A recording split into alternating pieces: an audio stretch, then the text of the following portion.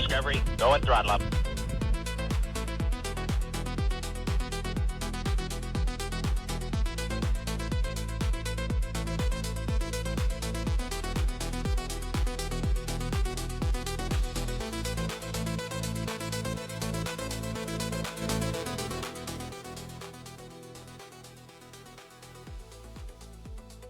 Yo, all right, let's do this.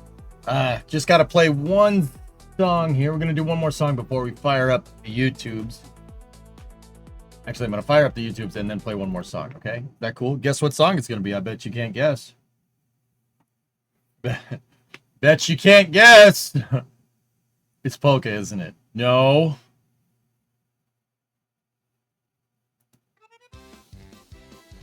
Yeah.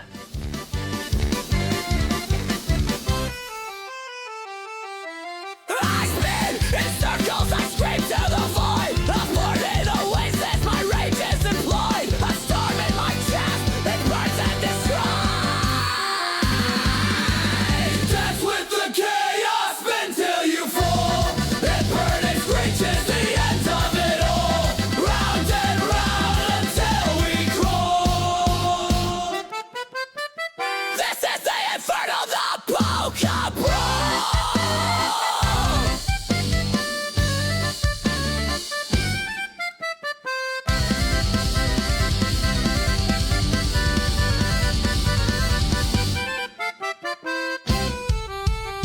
Your lies are balloons, they pop in my face. I'll stop on the floor, leave no empty space. A carnival riot, no room for disgrace.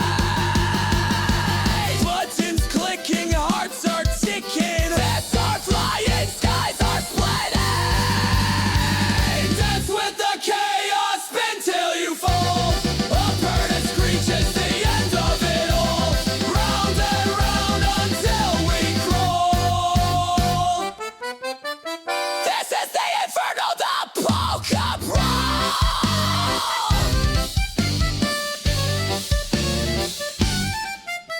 The tuba's a demon, the snare drum's a beast. The accordion's fury will never be ceased. This is a battle, a musical feast. The polka goes harder than hell's unleashed.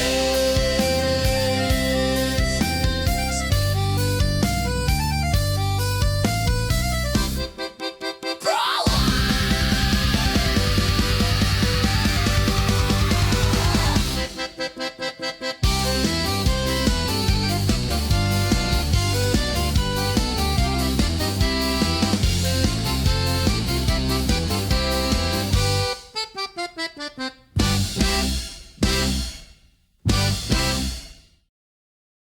Dude, we made that song by accident. Like that was a test. That wasn't supposed to be like the song, but that song rules.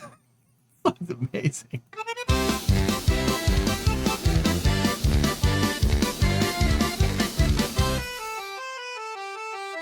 I spin in circles, I scream to the void. A fort in oasis, my rage is employed. A storm in my chest, Awesome. it burns and destroys. I don't know, man. Don't worry about it.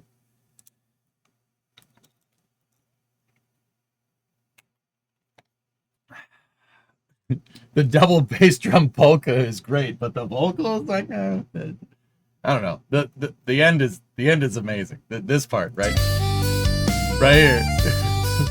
this part gets me every time.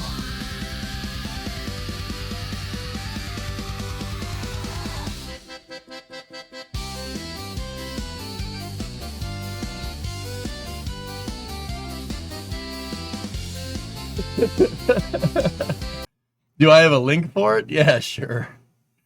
Here. What's it called? Accordion Inferno. I'll link it in both chats. So happy and angry at the same time. It's awesome. It's so good. All right.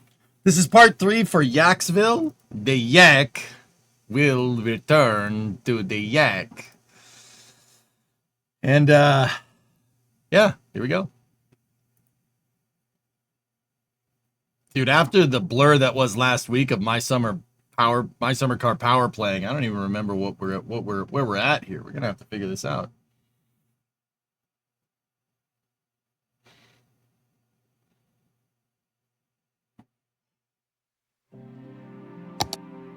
All right, let's roll.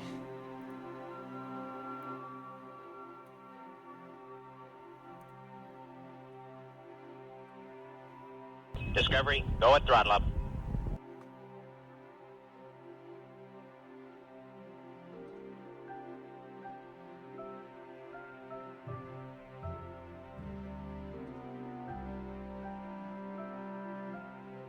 Bet up 20-month resub. Thank you. We have to see where we are with the yak.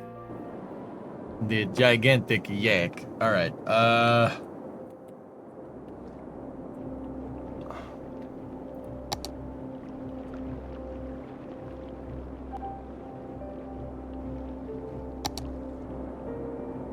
All right. This is Yaksville. Yaksville is very yak. All right. So I did get a highway going.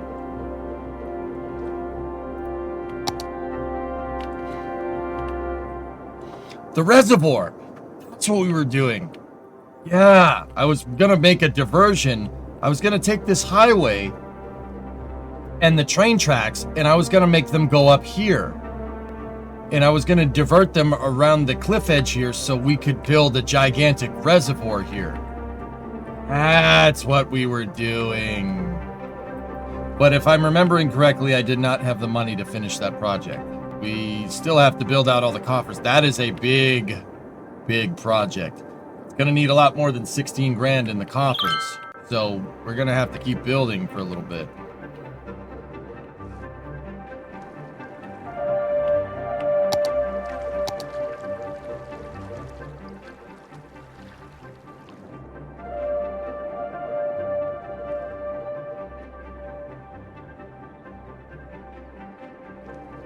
I saw that Anna Menon became a NASA astronaut today. Astronaut candidate. Yeah.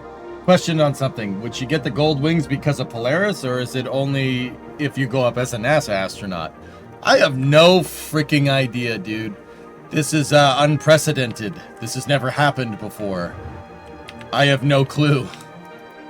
It's kind of cool because Anna and her husband are both astronauts at this point. Which is, yeah, that's pretty neat. Yeah. Anna's husband is Anil Menon. He's Anil is a fighter pilot and also a NASA astronaut. Like, you know, that's cool.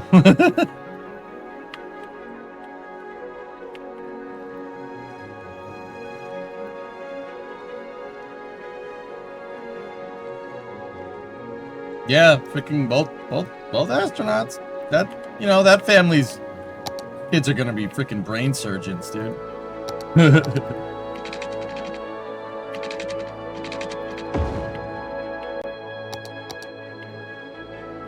All right, so game's looking for.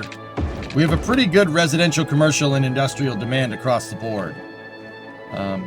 So it looks like it wants some industrial, so.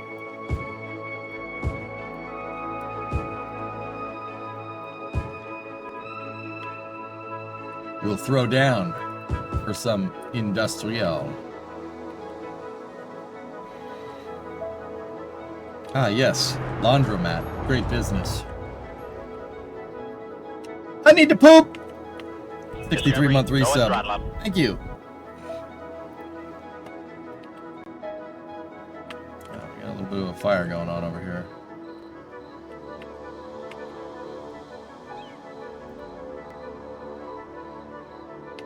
Score.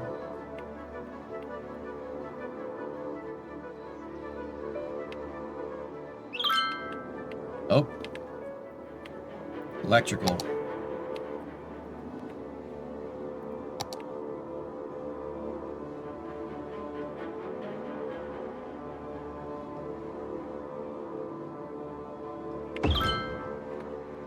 Put another wind turbine up here to supplement our coal. Hey, Andy. Long time no see. Can you give a quick rundown on your city? Well, this is only part 3, so we barely started here. I wanted to start a new city because I was fixing one of my buddy's cities, and he was playing on this map. And I like this map. This map is cool. There's a lot of stuff that you can do with a cool peninsula with a river going through it and stuff. So, yeah, this is Yaksville. Yaksville started out over here, and I've been just slowly expanding it.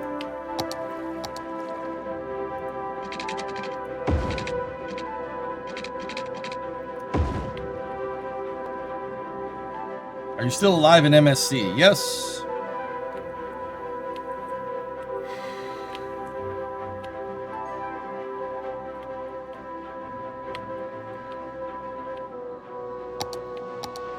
Got a little bit of demand for commercial.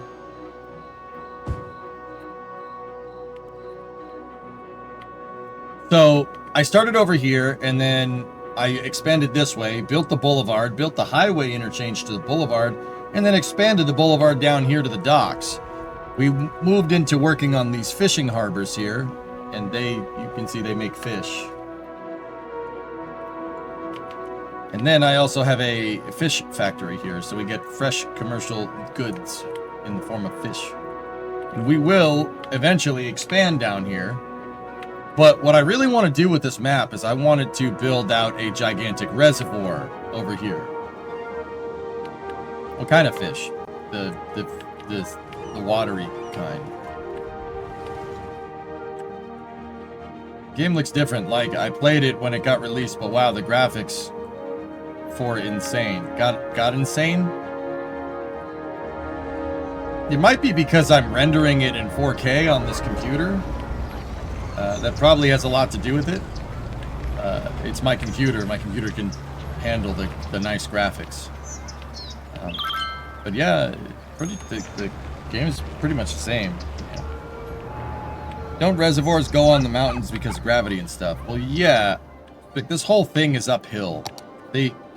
What I want to do, what we started doing is figuring out how we want to move our highway. And we spent a lot of time looking on Google Earth, looking at areas that have irrigation like this. Southern California was a pretty big influence here.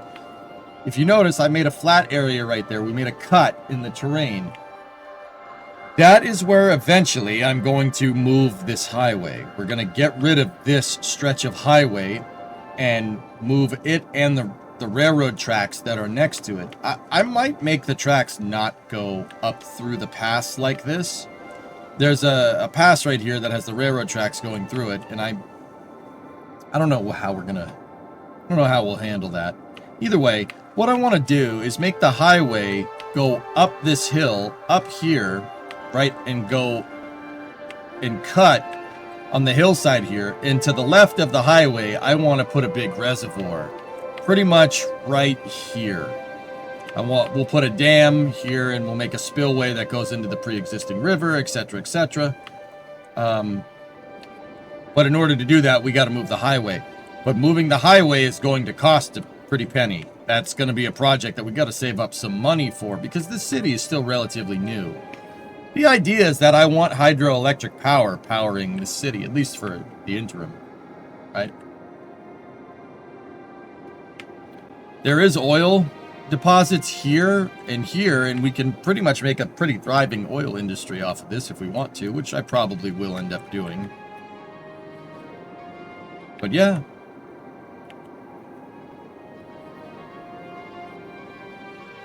It's kind of where we're at.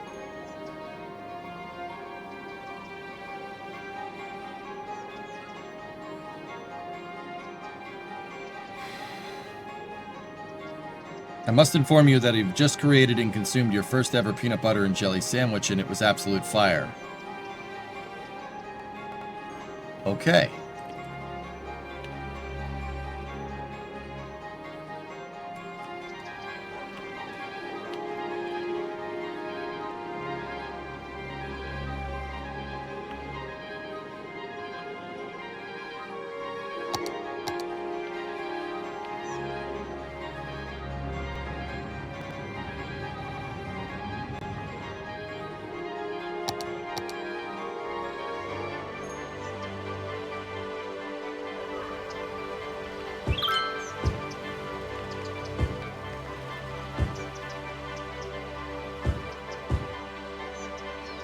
So it's looking for some residential, so we will zone some residential.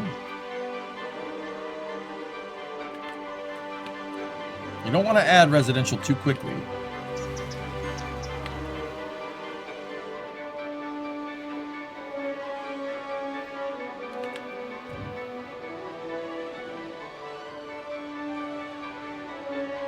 Yeah, this all seems to be working well.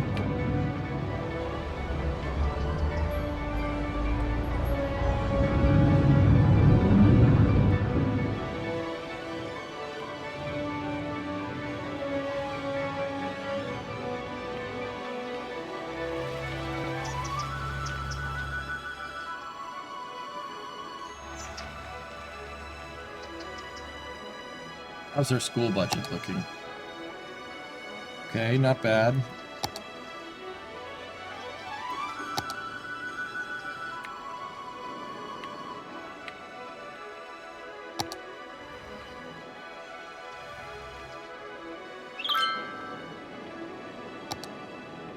City, for the most part, is running really well.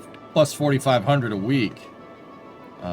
We can lower the taxes just a little bit. I like keeping the taxes low to incentivize. If your taxes are low, your demand for people wanting to move in will go up.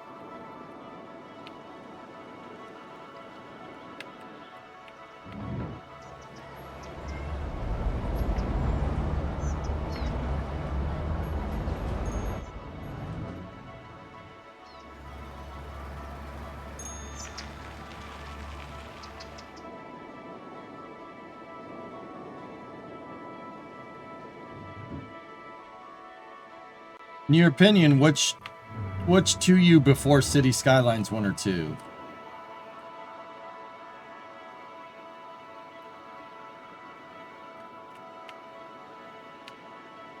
In your opinion, which do you prefer? I think Cities 1 is more feature complete. Cities 2 has the potential to be better. But Cities 1 is more feature complete. If that makes sense.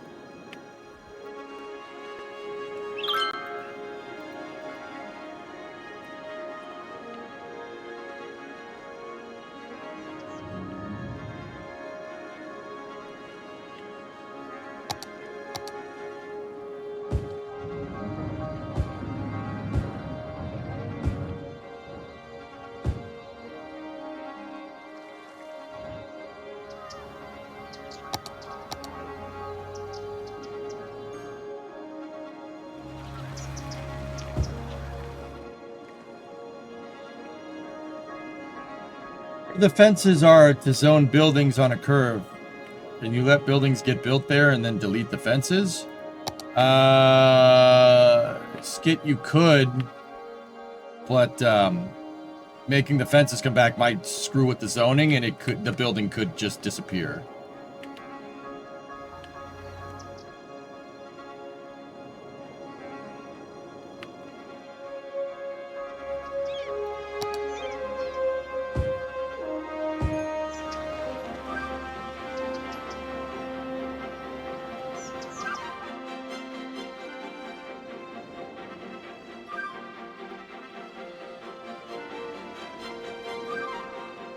Discovery, go at throttle up. Hi, Bob! 23-month reset, marriage anniversary. 23 years young. Hope you're well, Rocket Man, and thank you for all the streams, laughs, and knowledge. You're welcome, old boy. What's going on, man?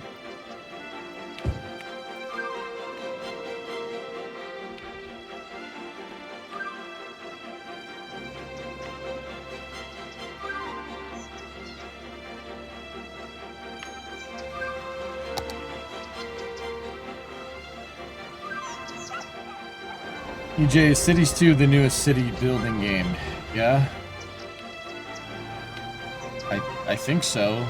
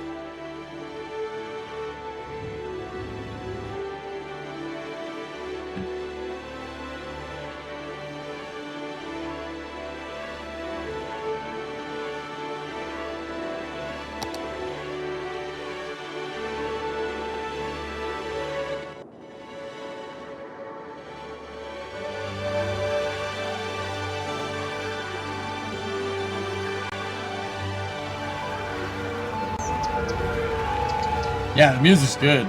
Just listening to the tunage, dudes. I mean, I wanted to work on this highway project, but, I mean, we can maybe start clearing trees, I suppose.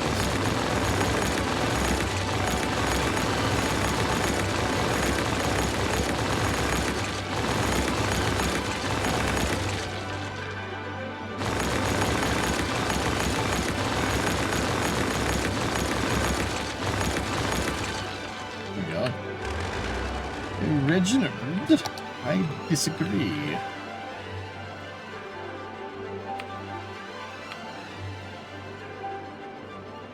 We could make this a bigger circle by, yeah, that should be enough to put a 2-lane, 2-way cut in there. The other thing we're going to have to think about is if we divert the highway and make the highway go around the corner right here, we're going to have to fix this interchange too. Something to ponder.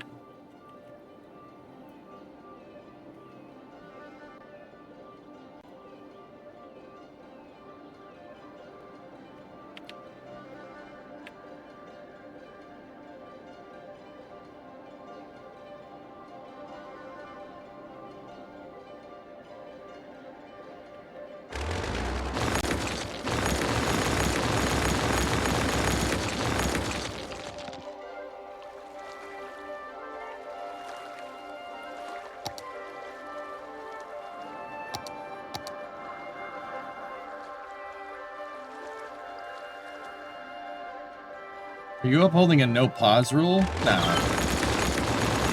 Not in cities. That's something you're gonna have to do in workers. You know?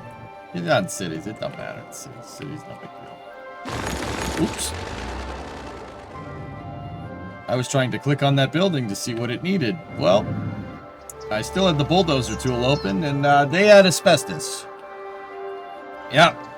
Had to demo it. They had it's asbestos. They asbestoses. Okay. That's all.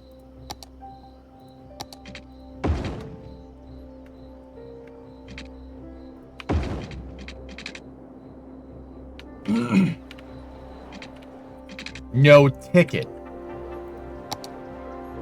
Yeah.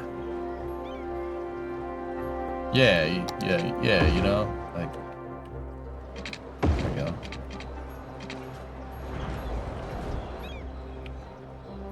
I'm giving them a turning lane here. We'll do that over here too. 6-lane median road. I wish we could make the median flow together and not put an interchange right there. I'm wondering if going here like this, junctions. Yeah, okay, it doesn't register it as a junction. Good.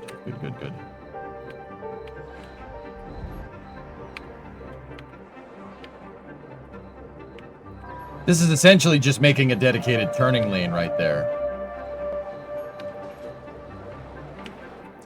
Should help with traffic flow here a little ways. And then making this road double should increase our capacity for this on-ramp, then separate cars going left and going right. There we go. See? Now they're gonna be sorted correct.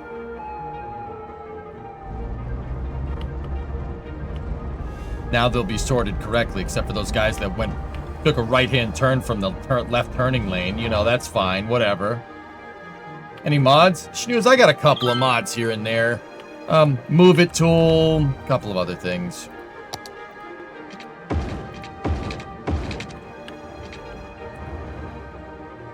I'm just making that bigger so it doesn't look scoopy on the road. I dig the traffic mod you were just talking about. Traffic presidential. I don't have that, believe it or not. Not in stock cities. Or not in... I'm having trouble braining today, excuse me. I don't have traffic presidential in this. I don't use it in cities. I can work with the stock traffic movement. It's fine. I can figure it out. In fact, I like playing this way. I like figuring out what makes the game tick.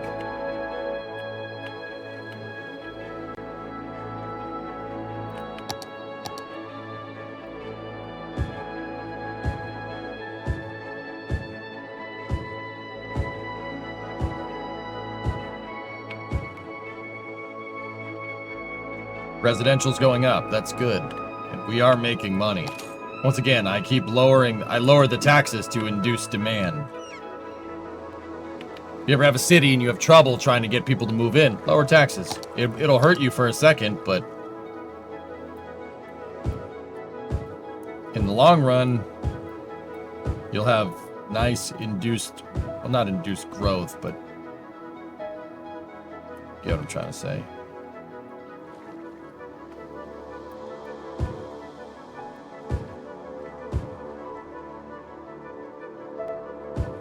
You have nice, consistent growth over time. Okay, it's looking for more commercial right now. Let's put in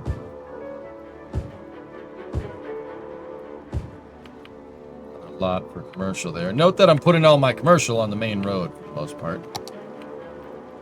This pipeline needs to be extended, so does that one.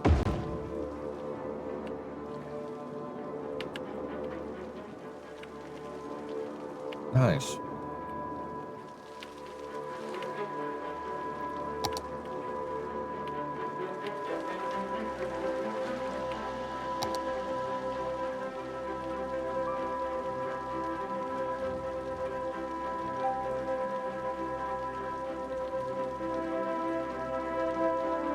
Just dug that a little bit deeper, just so the water level isn't skirting the underside of the highway bridge that inevitably will go here. Now, we have some more cash, so what I'm going to do is I'm going to keep going with the widening here.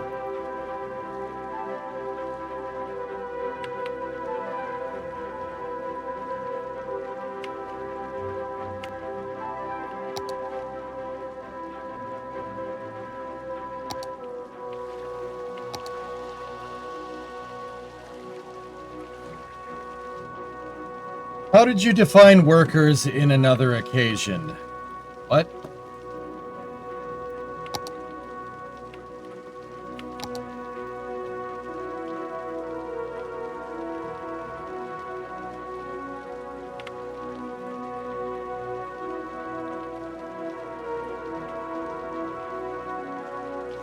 I don't know what that, like, what's that question? Sorry.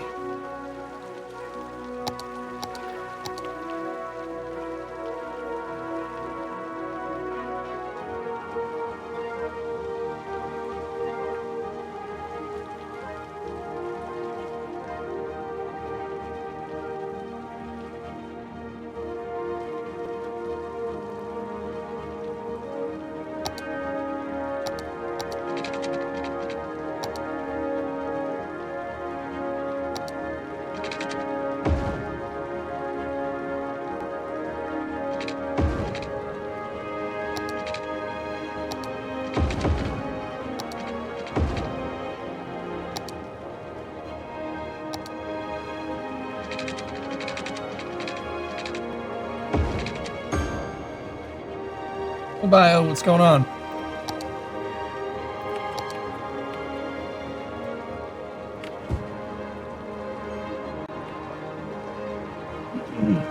Any good tips for high commercial? That's what I've been struggling with. Put a high commercial in a high traffic. You want, like, look. The only way in or out of this city, out of Yaksville right now, is that main boulevard. You want to get to that main boulevard, you have to drive by all the shops. That's how it is most of the time with most, like, modern urban akin design. Keep commercial in high traffic areas. You know? How are you? Fine, thank you. I wish I was a bird.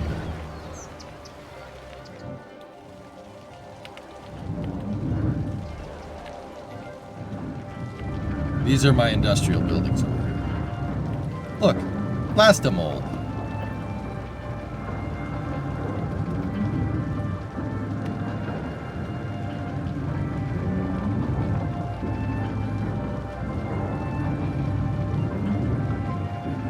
I just changed the name of the business. Oh my god! I wish I was a bird. How are you? Fine, thank you.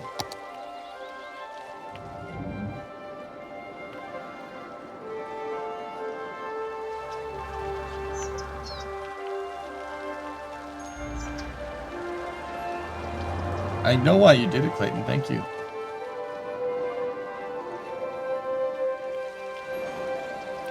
For the culture?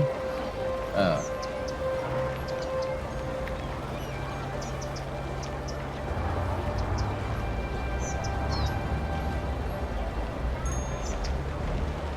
I was gonna say, hi, I'm new here, can you zone commercial? But you know what? That's good enough. We'll just leave it there. Perfection. Hi, I'm new here. Can you start a new game? All right, that's a good name. That would be the save that does the rally race, man. That would be the. Oh man, Matt, you guys are making me want to play Summer Car. Those are words I never thought I'd say.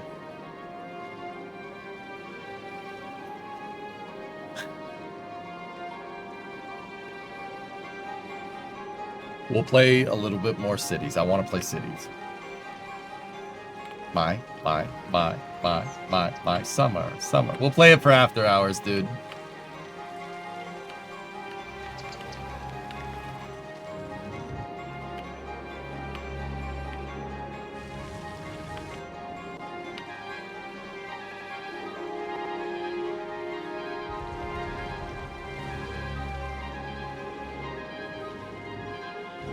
I want to, and I don't know, like, I want to.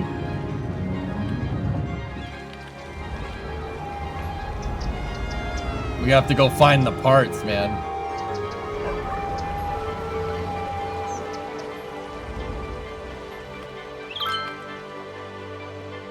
It is the furthest we've been in MSC. That's why I want to play it, G.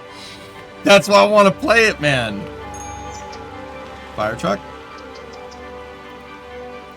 Oh, there it goes.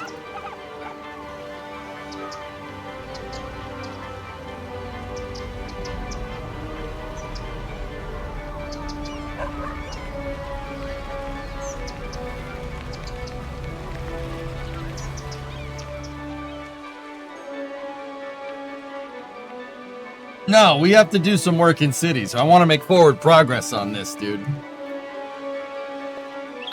Busy town! Like that. That's some forward progress right there. What do we get? Got a lot of roads with trees. We got tram roads. Asymmetric roads. We unlocked the hospital. Fishing pier. Skate park. Marina. I know it's the marina, I get it. Oh crap. Well, we unlocked the tsunami warning buoy, which means that the game's gonna send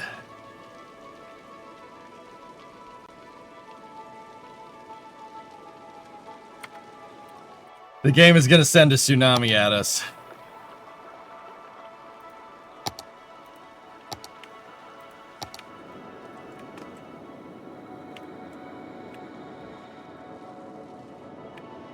So here's what we're doing. We're going to place the buoy down here, and we're going to use that move it tool, right? Oh no! Oh no, we forgot to attach it, and now it's out to sea. It went out to sea. Oh no. Oh gosh, we lost it. It just floated out to sea or something. Like that's what happened. Jeez. Oh jeez. Oh god. Oh jeez. It floated out to sea, Rick. Oh, jeez. Oh, God. Oh, jeez.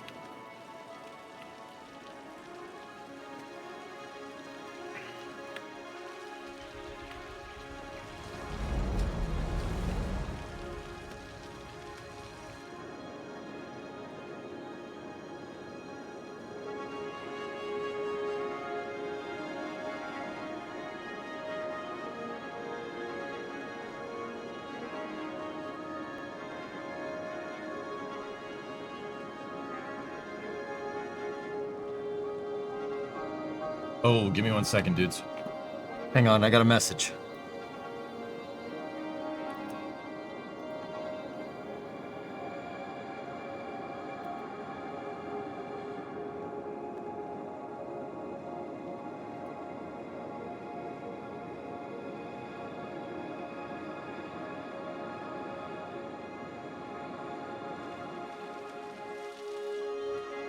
I'm like Moses in this thing, Morty.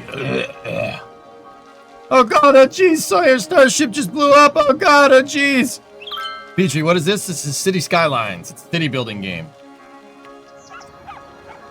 I don't just teach people about the car. I teach people about the road too. You know what I'm saying?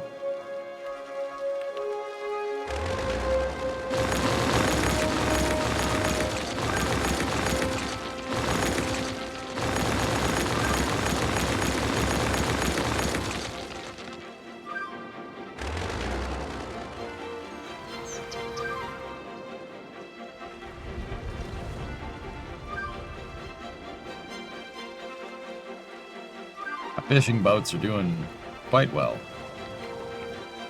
My fish. Ding. Boats. Uh-oh. We have crime. And crime doesn't pay. See? The Polizei is here.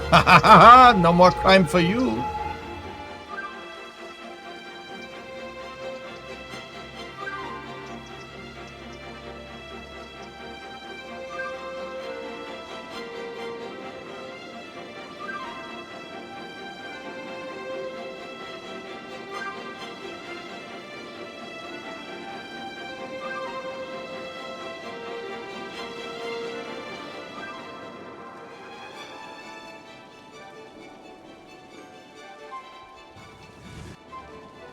Sorry. I'm talking to Adrian about something.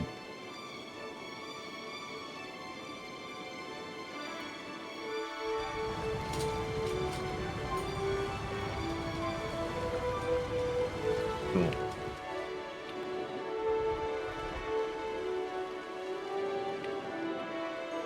Don't worry about it.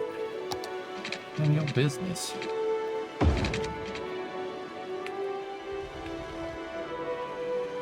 Okay, you speaking German there threw you off guard? Nein.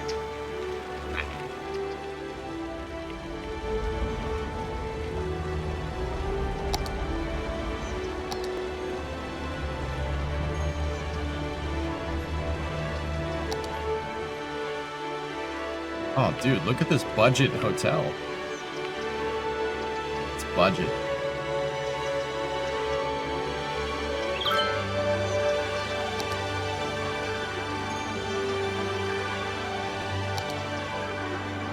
Oh, food trucks?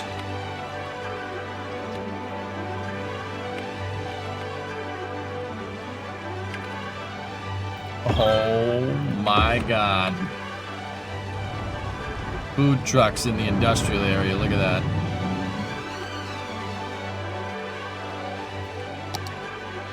Dude, you can really make a bunch of new stuff in this game. Like, look at all this.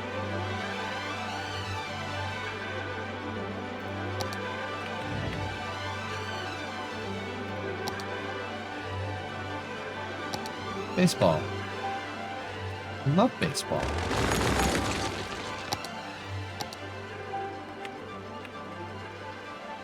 Baseball. Yeah! Alright. Community Australian football. Yeah. Community soccer part. Look at all this stuff, dude. Where did all this stuff come from? This is great. Suburban American football field. Ah, yes. Suburban American. Very nice. Very nice. Community American football park. Oh, cricket pitch. Look at that. Yeah, we're not doing that. What, are you kidding? Yeah, we're not doing that.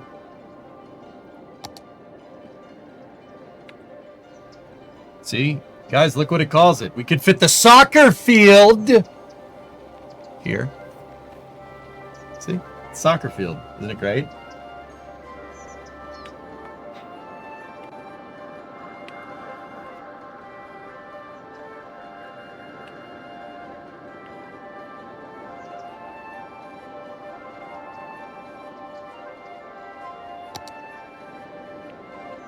No. You know what? Baseball fields. Everyone gets baseball fields. You get a baseball field, and you get a baseball field, and you get a baseball field. Look at that. You can tell this wasn't made by somebody that's American. It has no backstop. That's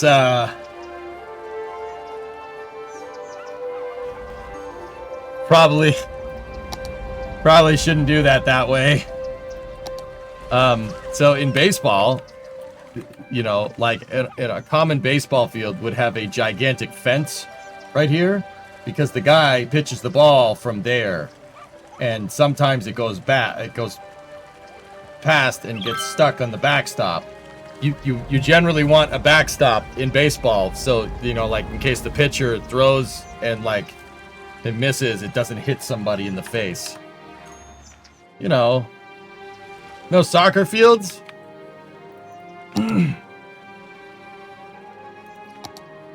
No, we will put a community American football field. Look at this, look at that American football field. That's right. No, I'll just put baseball for now. Hey Rob, what's going on, man? Where's the F1 track? I've made F1 tracks in cities before. Where's a pickleball court? I don't know if we have pickleball courts.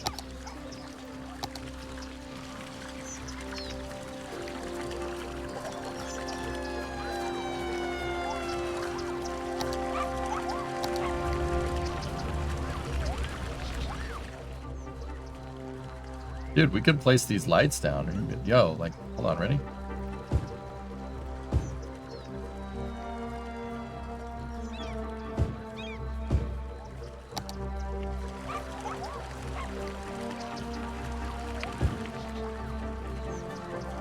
Brother.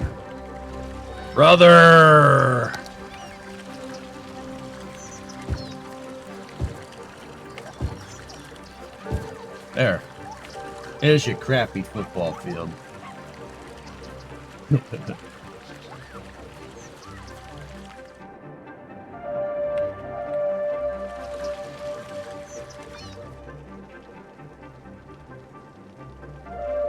I made my own football field.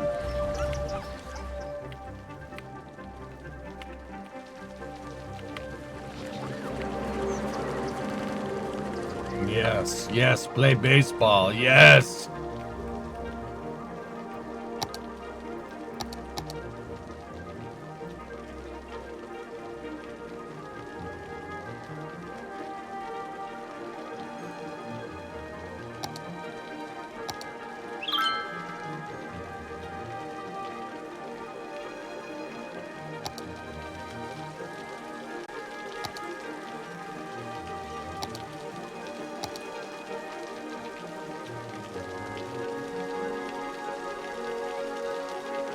What would the nobility do without a polo field? Does this place look like an area that plays polo?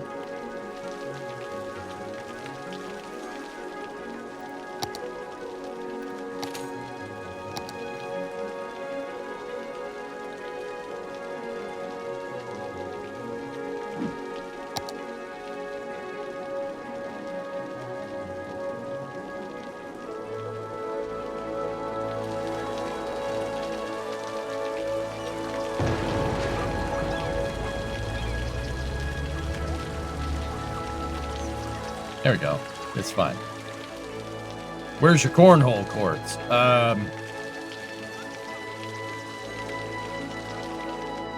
Some place.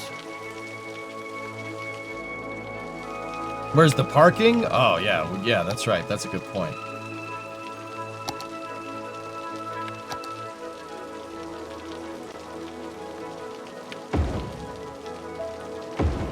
There we go. Parking for baseball.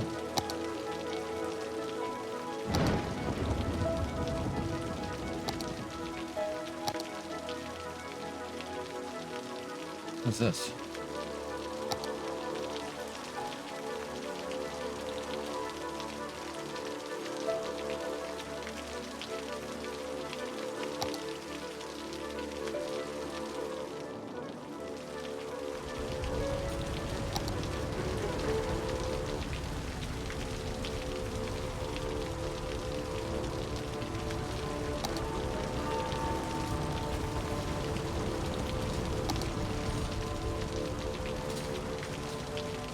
Better than Fenway. At least it's not $12 beers. Oh, yeah. Yeah, no, that would suck. Can we take these bad boys and use the move it tool to keep them down so, you know, the pier is actually, like, close to the water?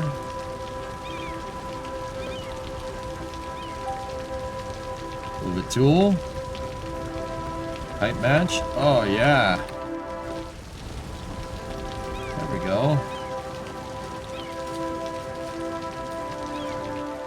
Look at that. Isn't that nice? What else can we put? Can we put like a boat down or something?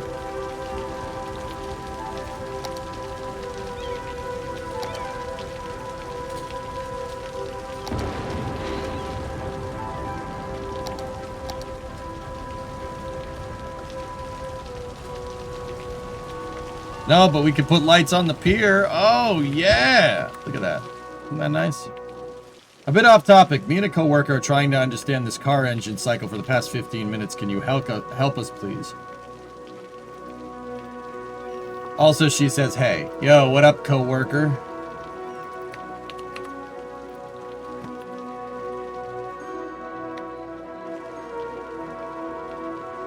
What's on your mind, coworker lady?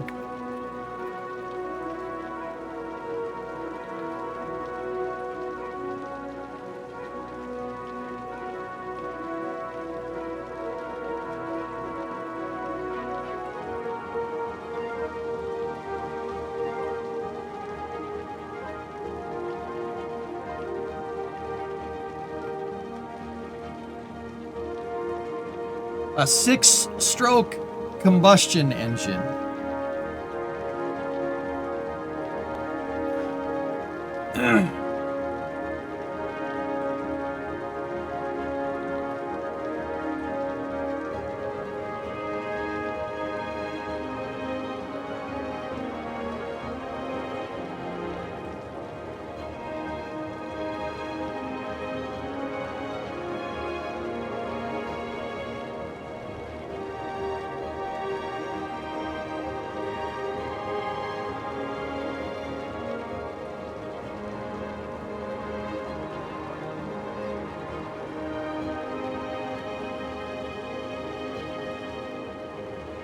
Huh.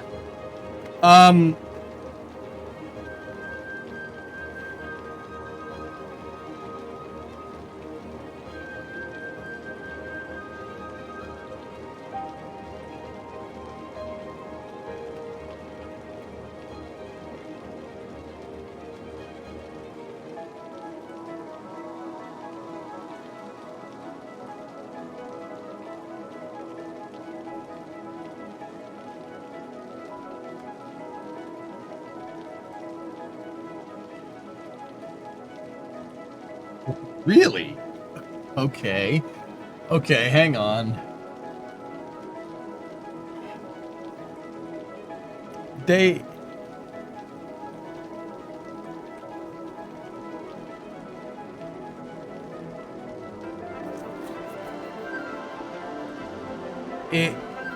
That's very... Okay.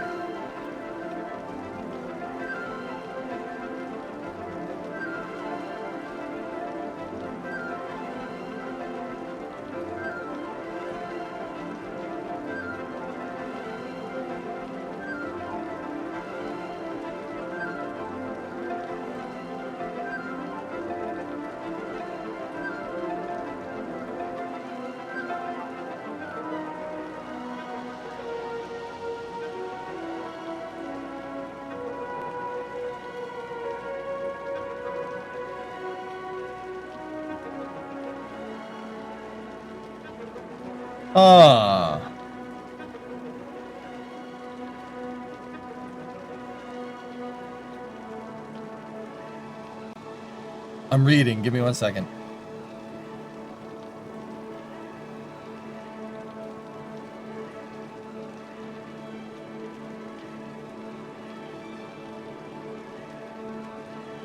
Why would you do this?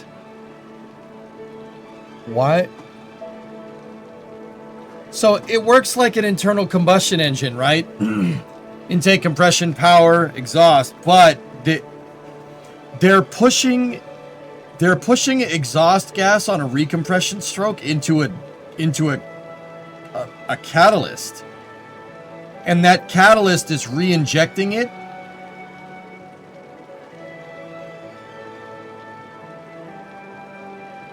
into the fuel system. It's kind of like EGR, but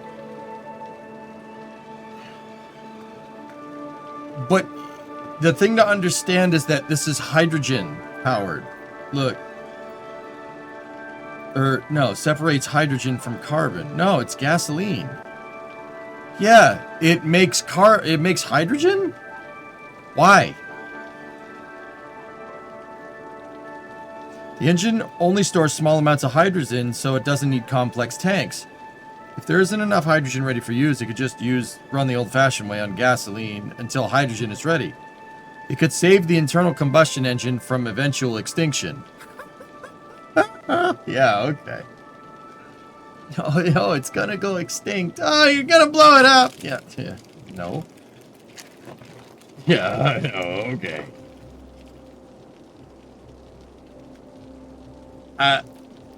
So it looks like the engine, once it gets going, it pushes exhaust products through basically something like a catalytic converter. And that catalytic converter, it re-injects. It separates the hydrogen and re-injects it into the motor. So the motor can basically run off hydrogen and hydrocarbons at the same time. The potential there is high efficiency. You could be very efficient.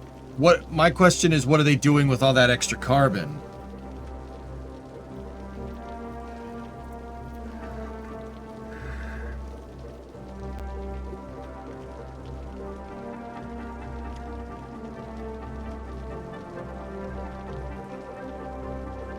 So this is basically scavenging. It's basically scavenging some of the fuel with a catalyst.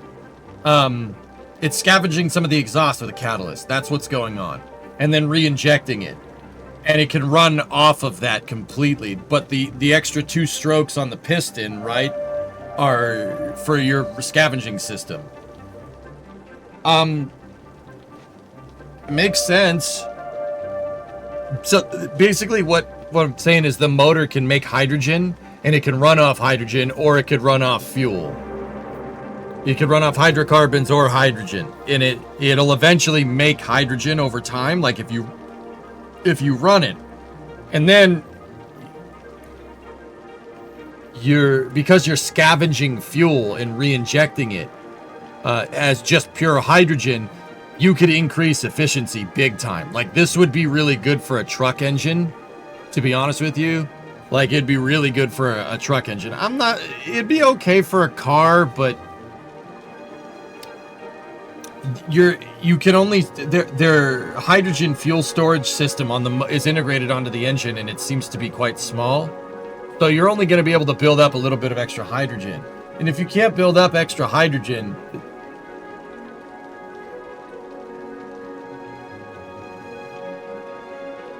basically, they found a way to pull the hydrogen out of the exhaust byproduct and re-inject it in a small capacity into the engine. That will increase efficiency, guys. That's what it'll do. It'll increase efficiency big time.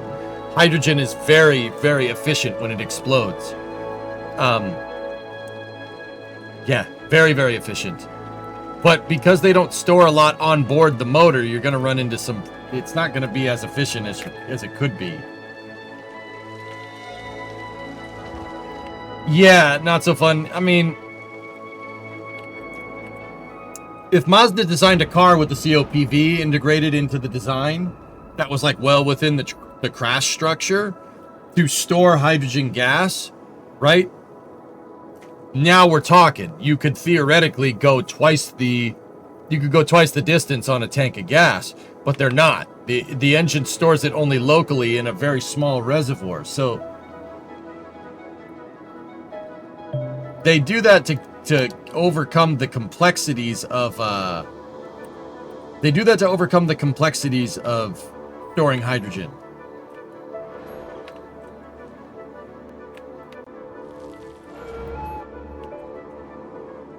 But does that added power negate the effects of adding all that complexity? It could. It's possible. Will it? Probably not. It's possible.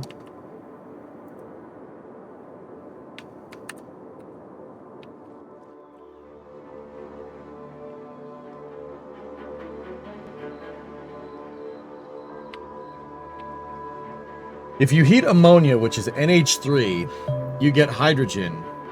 It is a comparatively efficient way to store hydrogen. Nitrogen forming N2 with a triple bond also releases a lot of energy.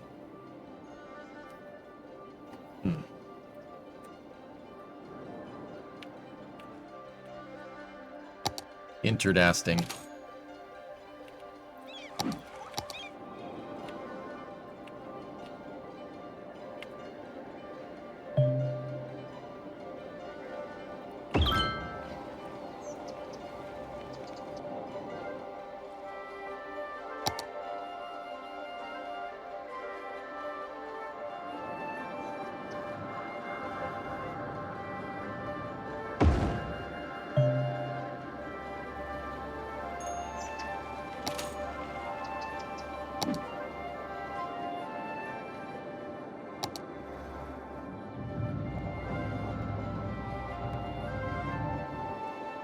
Thanks for the explanation, highly appreciated. Yeah, no problem.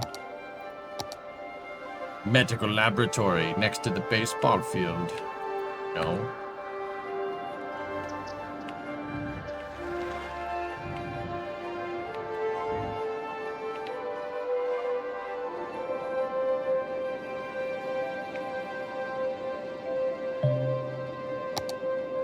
Here it goes again. We unlocked a bunch of stuff, and it's going to be like, look at all these new buildings that you can make, but we don't really need all of this stuff. What we do probably need is another fire station, though. That is something I will give. We're going to need another fire station and another police station over here for this side of the district. That did kind of screw our operating budget just a little bit, but it's okay, we can tank it.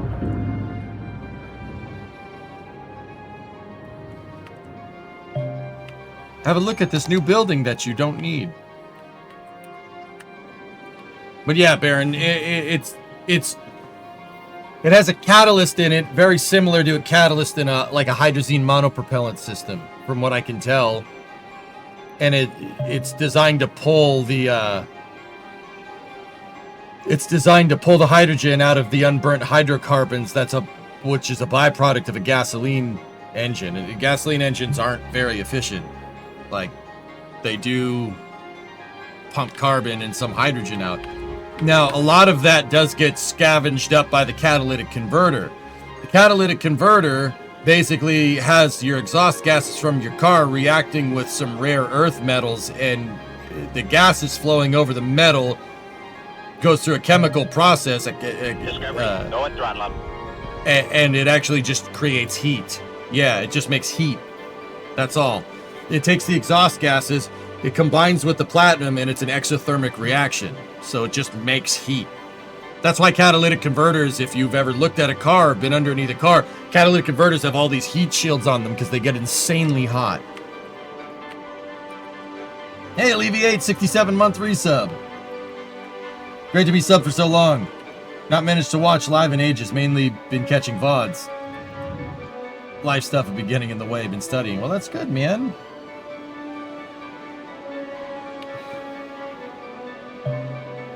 We got 6-cycle engines before Elder Scrolls. Sure.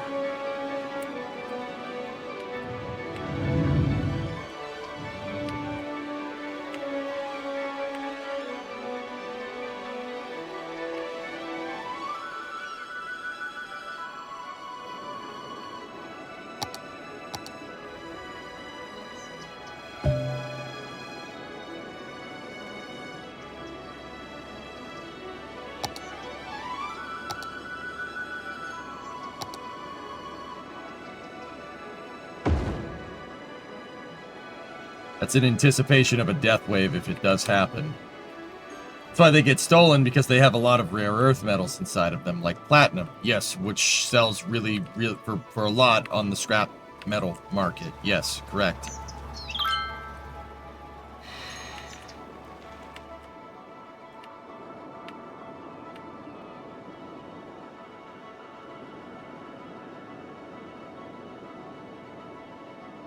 Seeing cities with a high frame rate is always a treat. Yeah, man, look at it. She's crystal clear.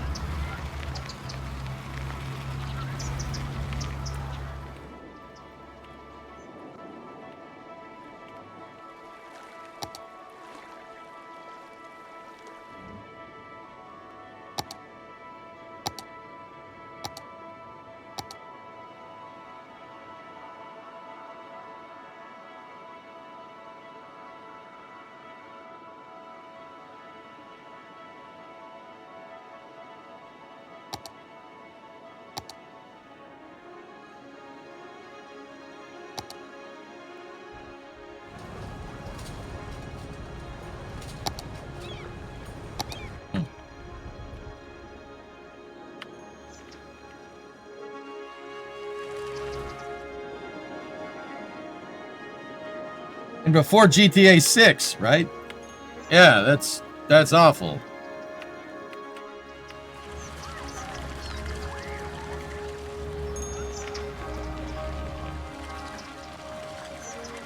There's a guy in a camper van that's parking at an elementary school baseball field. What are you up to, Terry? What are you up to? Why are you over there?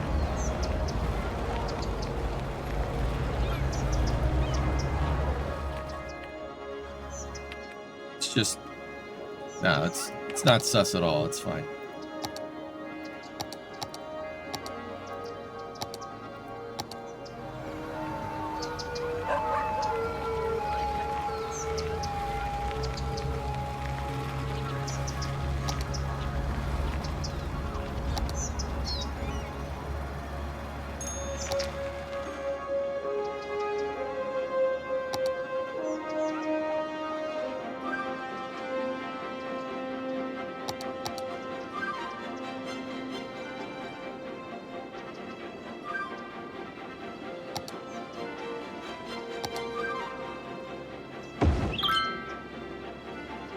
Drop till you drop. Also, what happened to the Falcons yesterday? They decided not to show up. Dude, I didn't watch any sports. I didn't watch any football.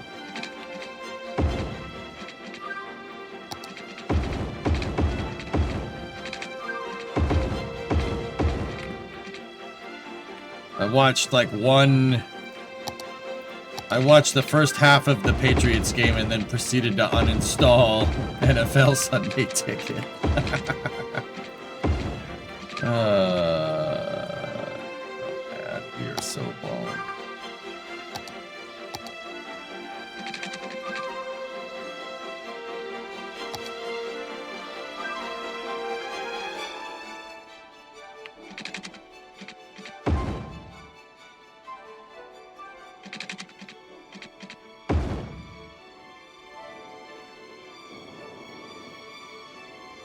Has Massachusetts introduced any type of anti-theft measures into your state? In Minnesota, they have a volunteer ID number that's acid etched into the outside. A voluntary ID number that's acid etched into the outside of the cat. So if someone steals them, the recycler is supposed to scan them and look at the ID number.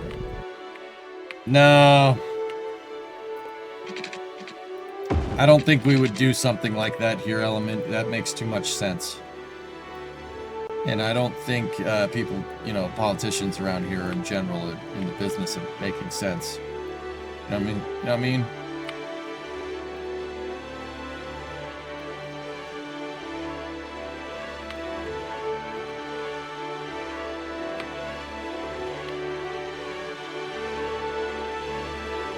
Deluge system just went off on pad B.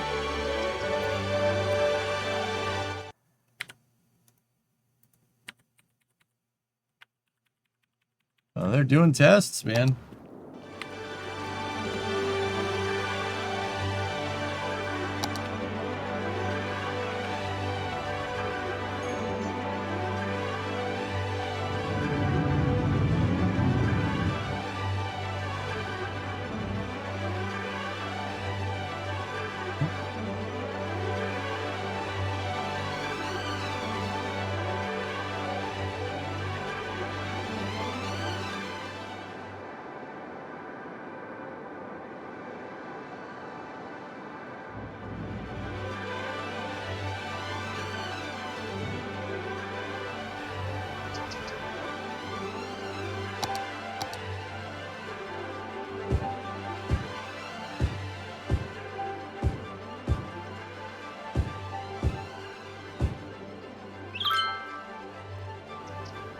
Can't wait to see the first booster static fire from Pad B. Yeah, that'll happen sooner rather than later, I think, dude. Uh-oh.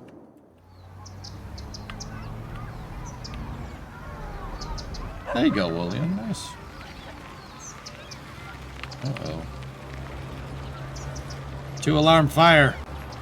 Mon Blanc, tier 3, 46-month resub. Thank you.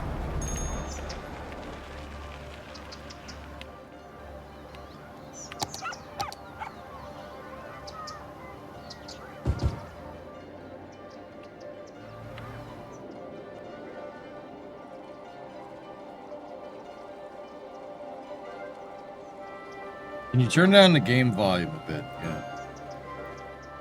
Yeah, man. There you go.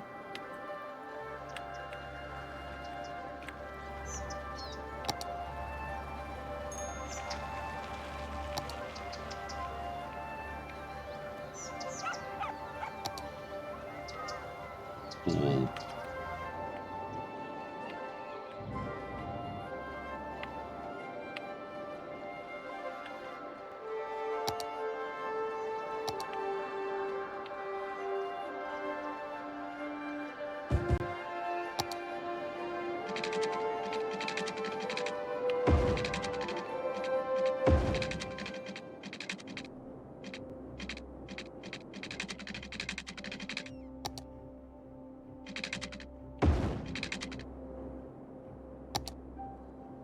All right, let's see what happens if we expand out here. Oh, yeah.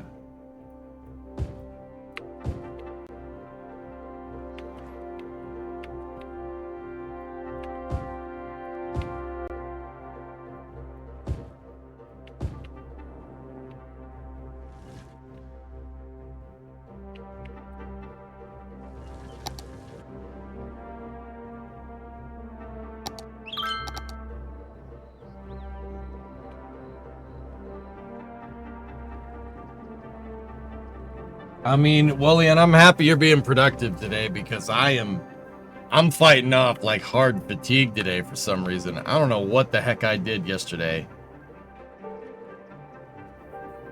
I don't know, man. I'm like struggling. I might need to go make another cup of coffee, you know?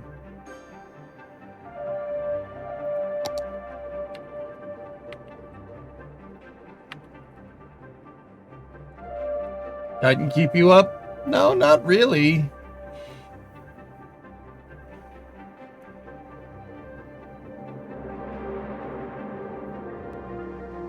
We need some fresh Podix. Mason, who screwed up? Yeah.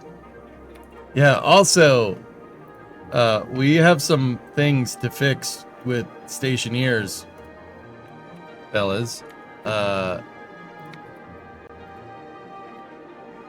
Yeah. Discovery, go at throttle up. Hey, Etel, what's going on? It's called getting old, dude, and I'm right there with you. Say it ain't so, man. So somebody screwed with the atmospherics. All is fixed. You'll not name names. Okay. Somebody, so my bed was like right there where that giant hole is in the ground. So, you know, I'm gonna wake up to that when we play that again. Ruh-roh, Raggy. What'd you do? What'd you do? Yeah, so, Mason, you something went wrong, but Etel also say it ain't so, man. Just... No, you're alive. The server was reverted. Oh, holy Toledo. Somebody had fun. All right.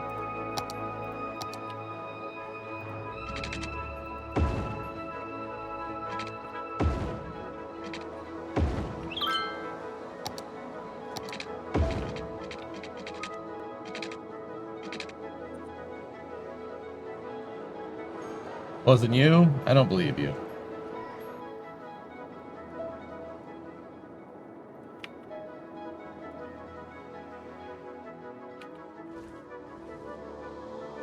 No, that wasn't on purpose. Somebody tapped into the life support systems in the main base and didn't tap into it the way that they should have tapped into it, and they zigged when they should have zagged, and it caused the explosion.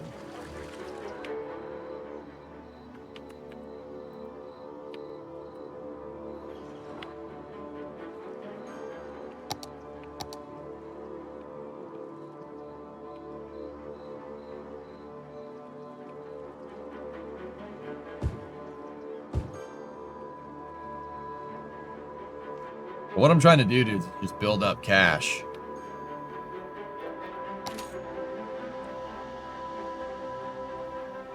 Yeah, okay. It was an honest mistake from a player connecting two lines together that instantly overpressurized all the canisters, simultaneously turning them all into bombs. You can also use this method to go canister mining. Yeah, I don't think it was griefing. I think somebody screwed up. It's all right. Explosions happen. New Yak City. I like that, Penta. That's good. I didn't leave the stove on. Somebody else left the stove on.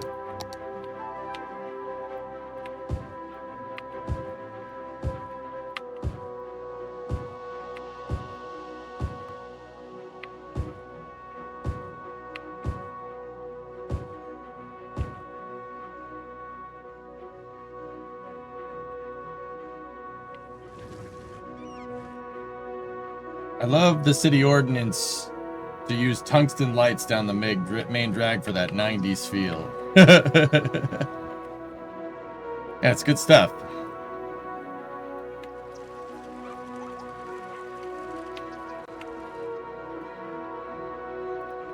Anyway, Edtal, how you doing, man? How's your weekend? Sorry I had to raid and run the other day, dude. I was required elsewhere. My services were required somewhere else.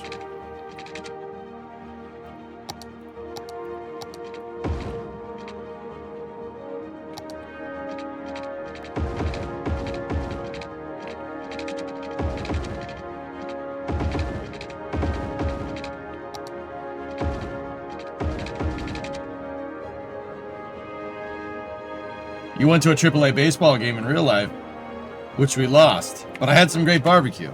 Right. You know what? That actually reminds me, dude. How are we doing?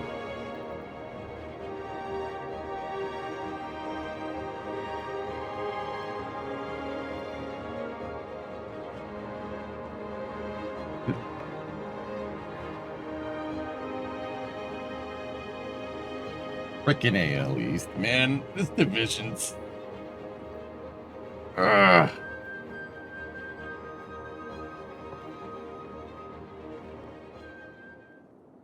It's all right. We're gonna make it into the playoffs from what it looks like. I think the Red Sox are resting everybody. Yeah, we got a wild card slot, exactly. So that's why I think they started resting people, so I don't think they care no more.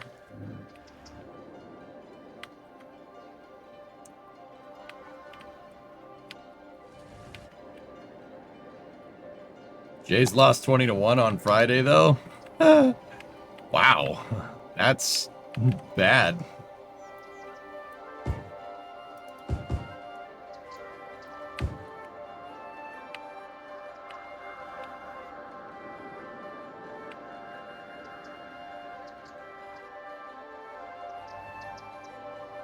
Seven to nothing in the first inning.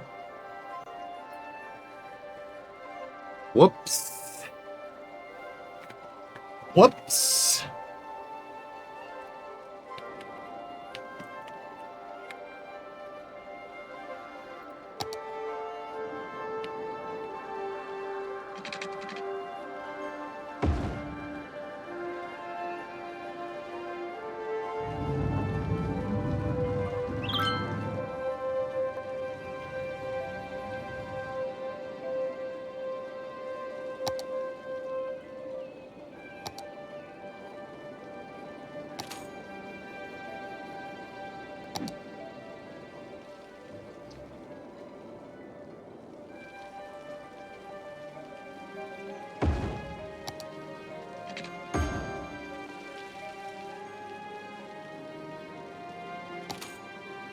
Check our water availability.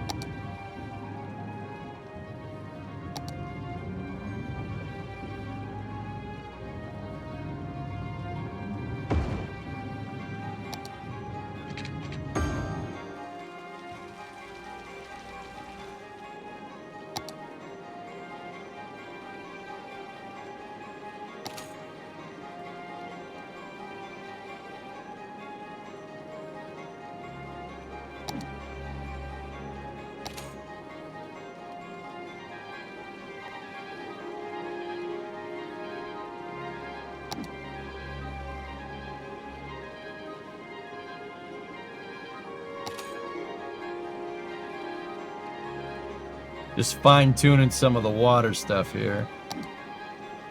Yep, alright, cool. Any inspiration for the city or any major plans? I'm trying to eventually make something akin to Southern California. Animal, yeah.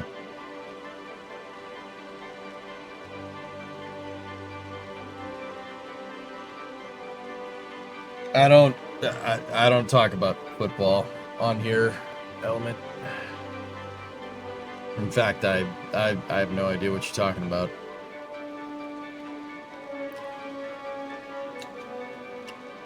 I don't know what that, I don't know what any of those words mean. Okay? Okay?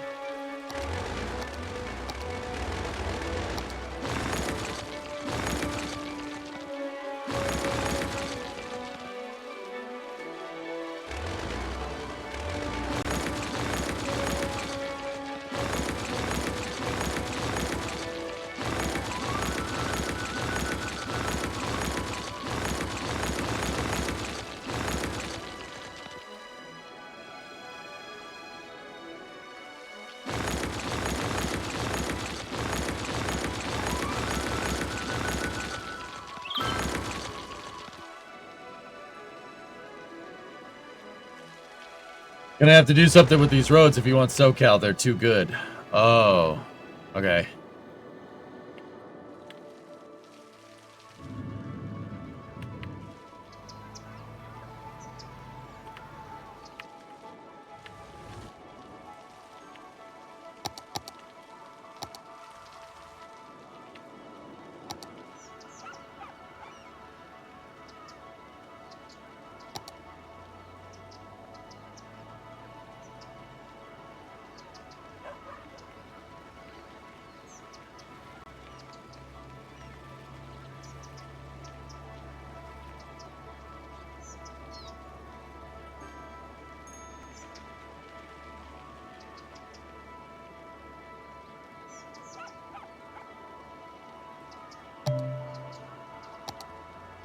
Investments in financial buildings. Oh, donks.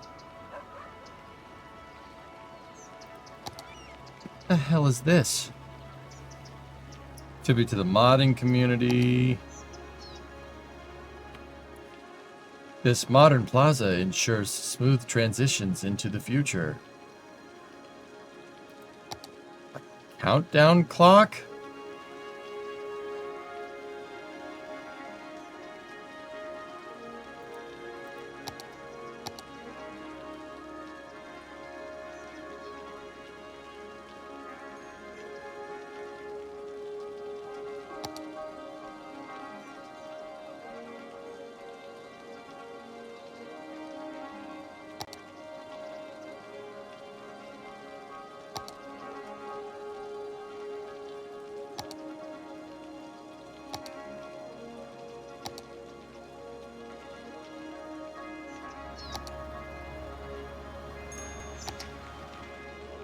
Yes, noodle restaurant. Yes, world famous.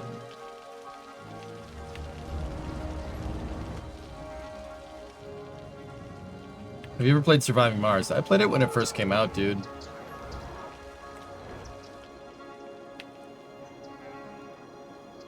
The Chiefs beat the Giants 23-6. Neat. I didn't watch any football. because football makes me unhappy at this moment in time.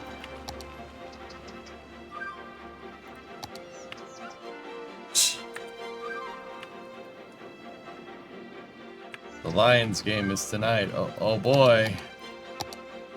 I'm so excited. I just can't hide it.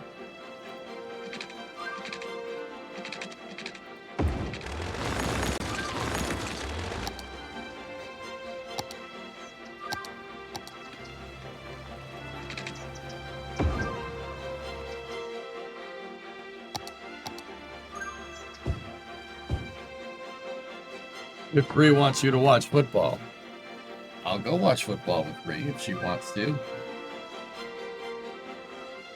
Is there any sport that makes you currently happy? Nope. All my teams are awful.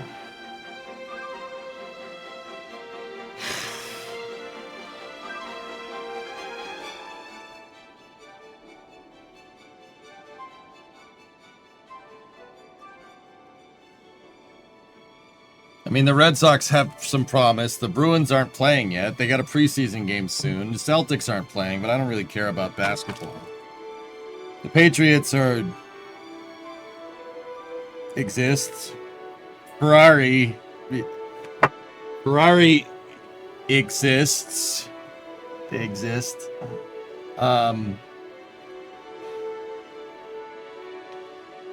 Except, right, yeah, you found your new love, Rally. Rally's pretty cool. I like it. Yeah.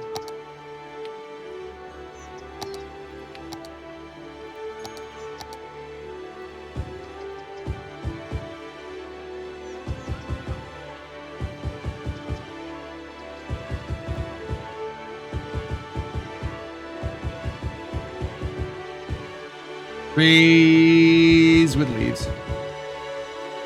What about the Bruins this season? Detruna, I'm not... I just don't think the Bruins are going to add anything to the table this season. We got rid of our franchise player, and we gave him to the Panthers, and the Panthers stomped out the other team in the Stanley Cup. Like,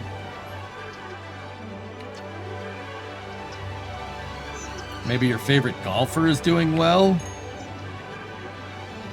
I can check.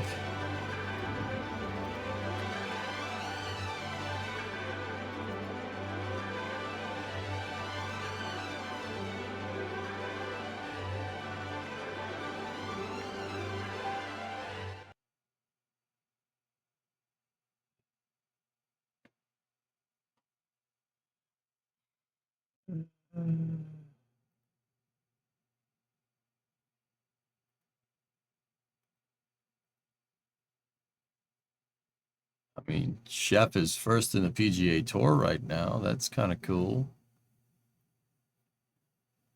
Oh, wait, no, he won. He broke the Pro Court Championship. He won it. Very nice. Yeah, Chef's doing all right. That's pretty cool. Who's your favorite golfer? I like Scotty Scheffler. We got the Ryder Cup this weekend. I don't know. Is he playing in it? I don't think he's playing in it.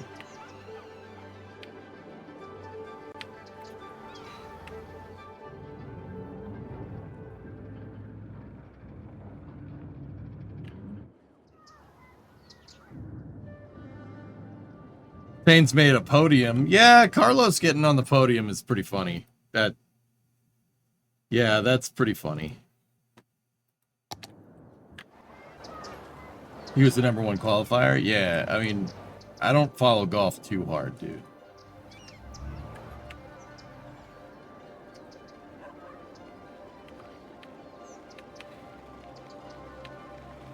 Element Ferrari's been doing that to me for 18 years.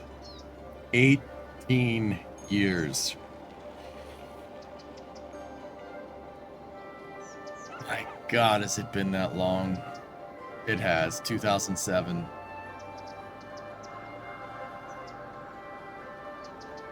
God, they suck. They're so bad.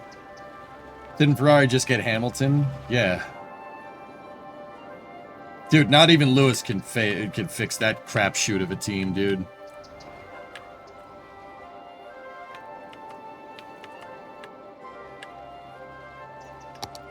They're so bad, dude. Like, just...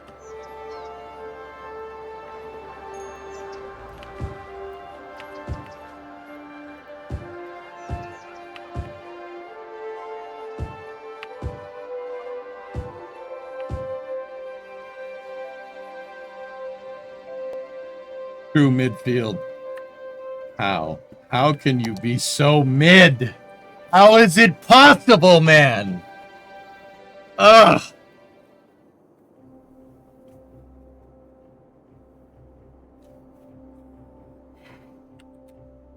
Dude, when they got rid of Binotto, who, like, got Ferrari closest to their championship as possible, they got rid of Mattia Binotto, and they replaced him with Freddie Vassar, right? And they're like, oh, Freddie's surely our guy. Bro, the team has performed the worst they've performed in, like, at least 15 years. At the very least. Like, the worst. Hey, Rob, what's up?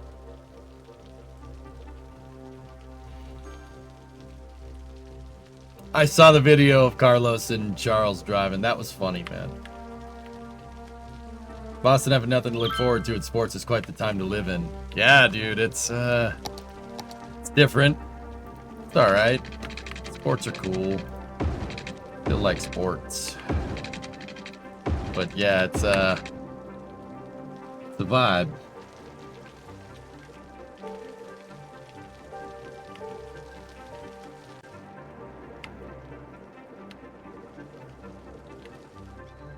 All right, city's going good. But guys, note how I'm not going crazy fast. I'm not zoning a lot. I'm just slowly expanding the city.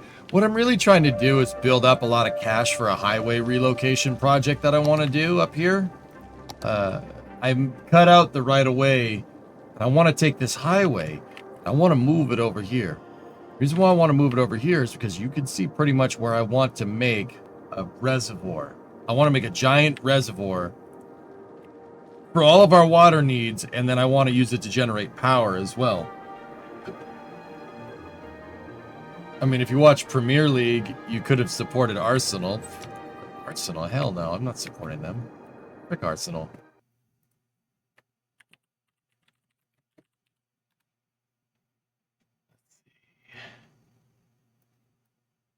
I mean, I got that going for me. My team's on top. That's kind of cool. Tottenham's doing all right. I want Liverpool, though. Frick Arsenal. Frick them. Arsenal. Gross. Man, U's way back there. Jeez. Is this game similar to the Soviet city builder you had? Yeah, this is more capitalistic than the other one. Okay.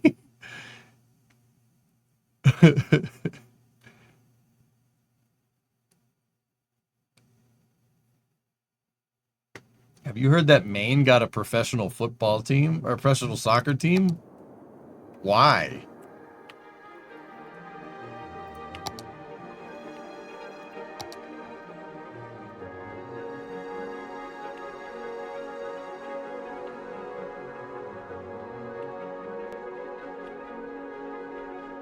Why? You're not, if you're Dutch, you'd support Liverpool, just saying. I support Liverpool because the same guy that owns Liverpool owns the Red Sox. So, yeah, I know. Believe me, I know. I know what that means. Like, in the context of the Premier League, I get it. You're just rooting for the best team. But Liverpool wasn't always the best team, dude.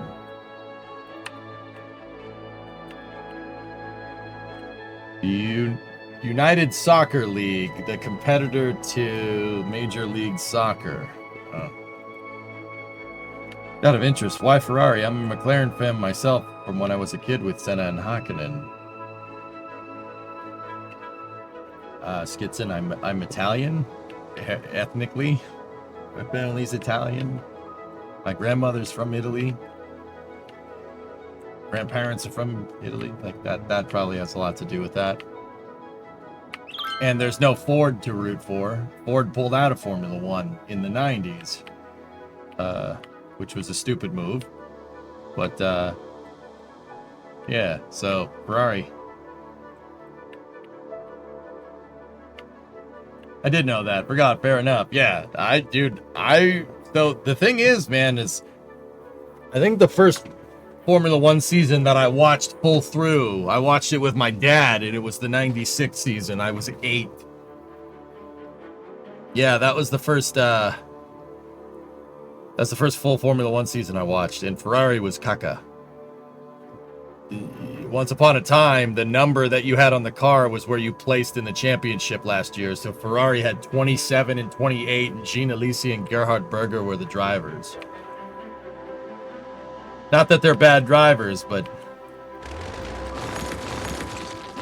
Ferrari was meh until Michael Schumacher left Benetton and came to Ferrari, and then they, you had a bunch of Englishmen running Ferrari, and then it was amazing for like 10 years. And then it wasn't amazing. And then it's really not amazing. It's been terrible for the last 18. Yep.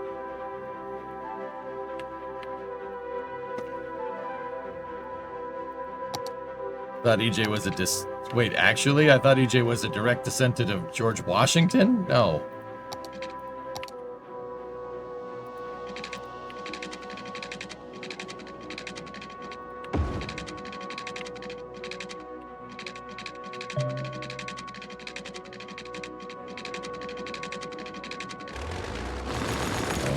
We'll do that during the day when I can see the terrain a little bit better. Next year in F1 will be the worst season in a long, long time. There's at least 20% performance difference between the cars. FIA will add BOP, so we'll get some racing. Yeah. They want to fast track a V8 in 2028, but Audi and Mercedes are saying no. What's pop now? 47.95. We're doing okay. I'm building up cash for this reservoir and dam project. And what I want to do is generate power, right? We can generate tons of power, and we can save a ton of money on all this stuff over here.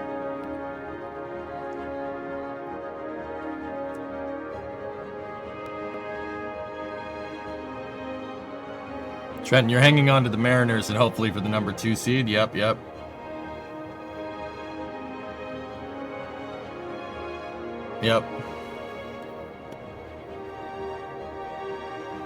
Supposedly the agreement is 2031 for the V8.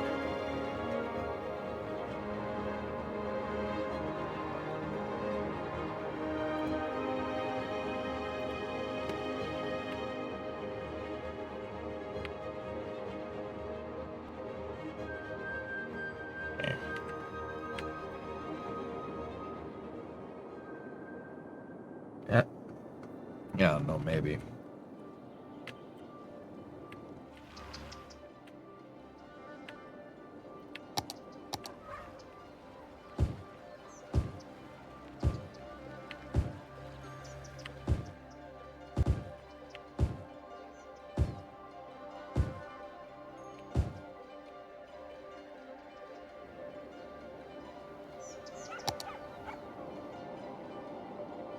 Power.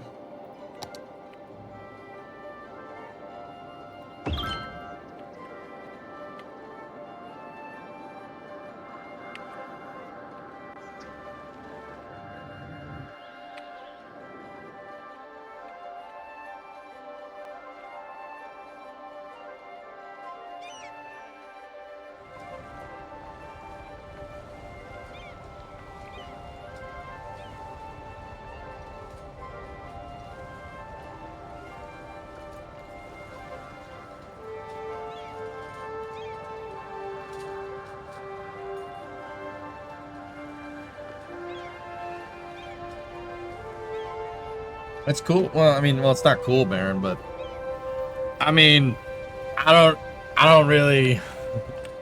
It's not like I get up to watch Formula One anymore.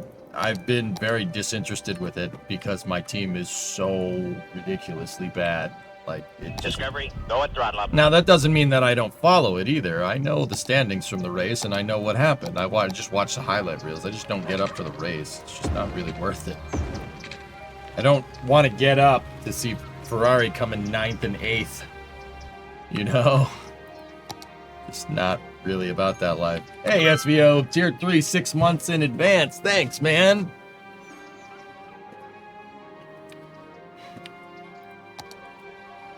SVO, I got a problem. Figure I'd mention this. I got a problem. Problem is, I work on these customer cars, and I keep getting paid in car parts. But, hold on.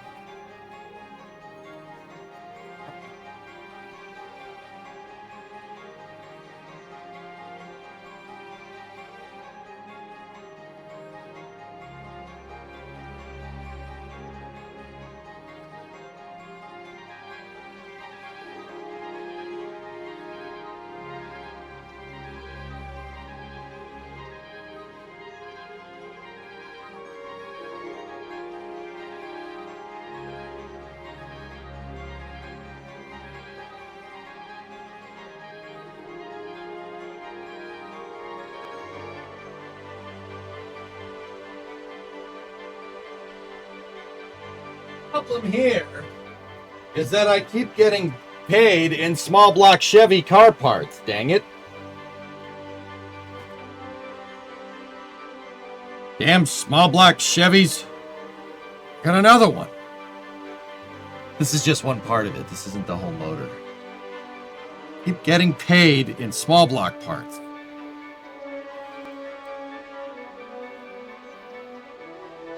You know, like, why is it in pieces?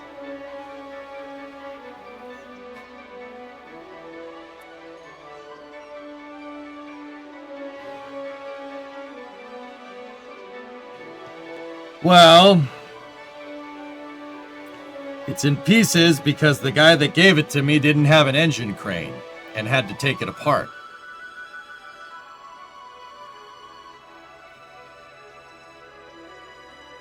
Is that a 6-stroke? No.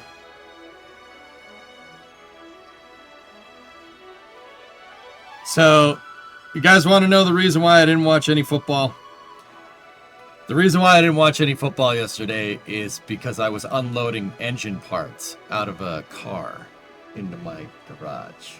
Yeah, that's what I missed. But oh no, we're gonna have to build it. Oh, that sucks. Oh no, we have to build it quickly or else it'll rust. Oh no, car content.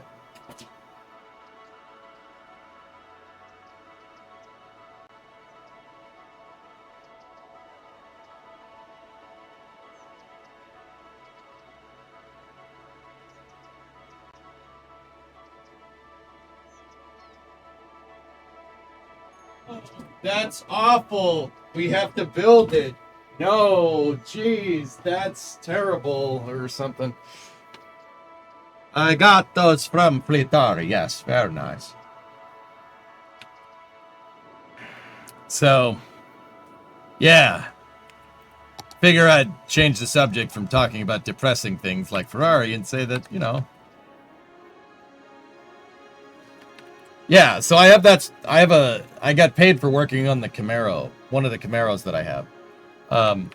And I got paid in the form of a small block Chevy with a 327, which is 5.3, give or take. Which house is yours in the city? Oh, I don't know. That one.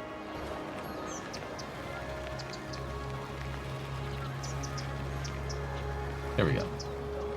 You know, the one with the steel bars on the...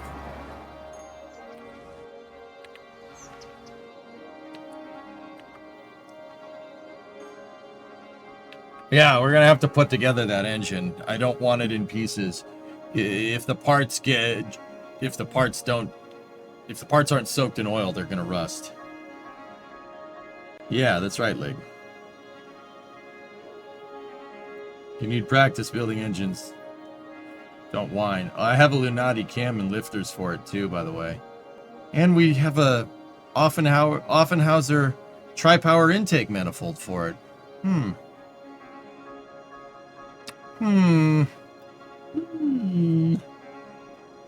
Gotta find a car. Gonna have to find a car to put this in, dude. Gonna make a pretty stout little small block and then...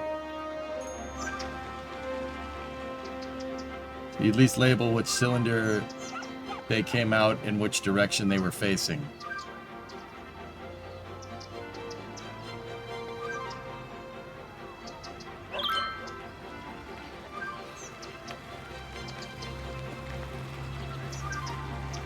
Nope. We got our work cut out for us, dude.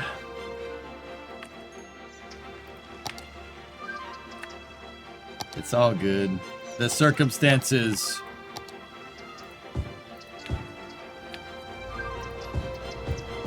The circumstances for getting that engine here and the Camaro here in general were done out of haste more than anything.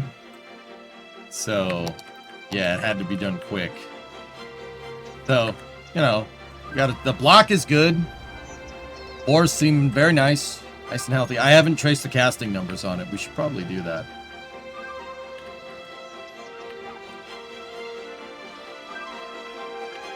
Would you be interested in possibly doing a deep dive on a shuttle launch? Like rollout, how long it sits on the pad, getting payload mated prop load? Just never was aware when I went to launches as a wee fluffy.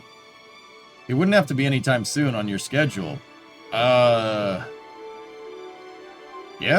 I mean, if you want, sure. Yeah. Ground launch sequencing. GLS.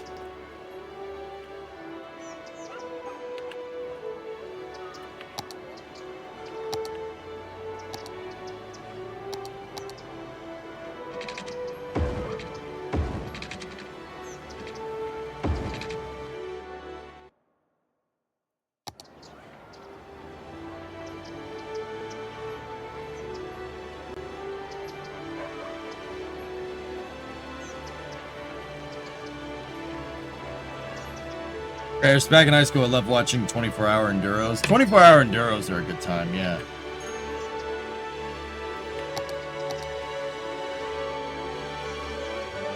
You know a guy that has 2 NASCAR Donovan block. Want to give me one? Those wouldn't be small blocks. Those are small block Gen 2s. Go at throttle up. Those are Gen 2 small blocks, are they not?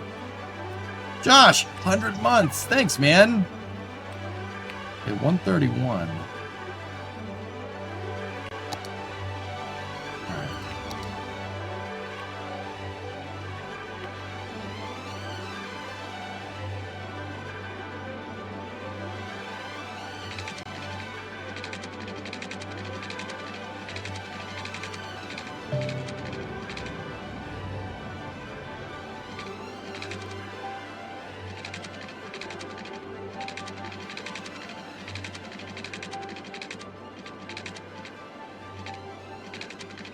Ooh.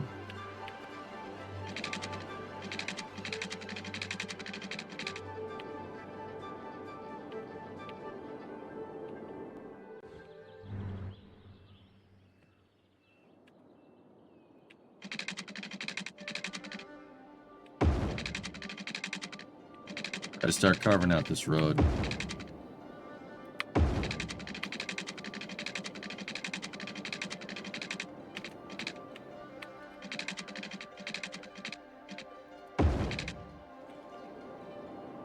Yeah, that don't look bad.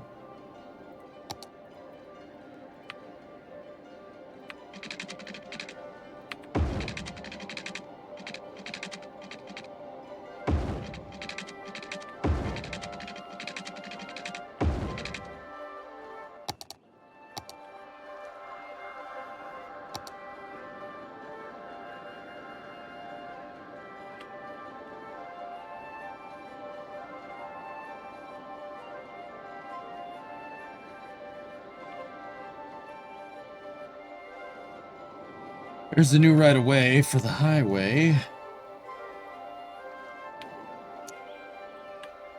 That doesn't look like a patented EJ interchange. No, this crock of crap, that's from the stock map. Look at this. What is this? What are you going to do with that? It looks like Dookie. Tell the chef this is low-grade dog food, all right? Okay, fine. It's terrible. Can't have that. I want this one, and I want that one, too. This will help with expanding the highway and making the correct right-of-way, etc., etc. Gosh, don't tell me the train tracks goes up this.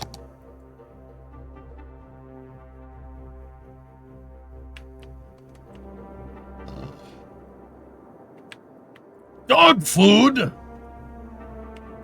Tell the chef this is low-grade dog food, yeah. Yay, 29. Hike.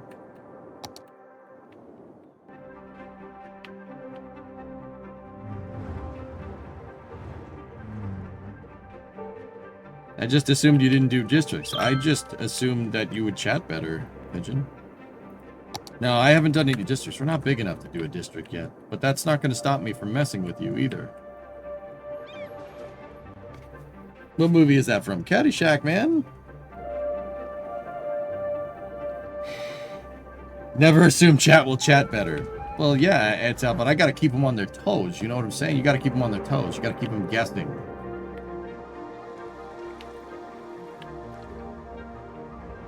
My theory on chat is they're like mushrooms. Feed them nothing, keep them in the dark.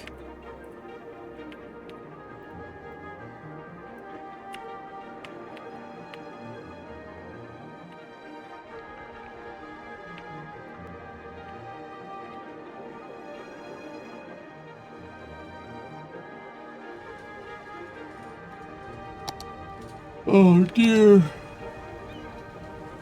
Man, I don't know what hit me, dude. It hit me like a ton of bricks, dude. We got till like 3 o'clock this afternoon, and I'm just like low blood sugaring out. I don't know what the heck's going on. Is this an older version of Cities? This is Cities 1. It's not Cities 2.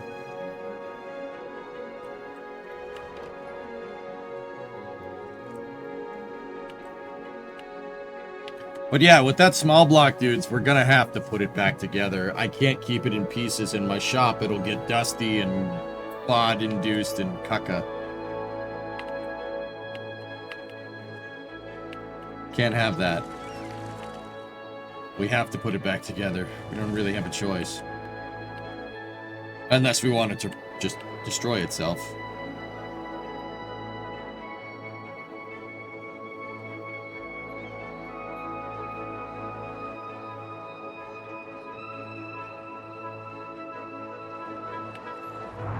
EZ327.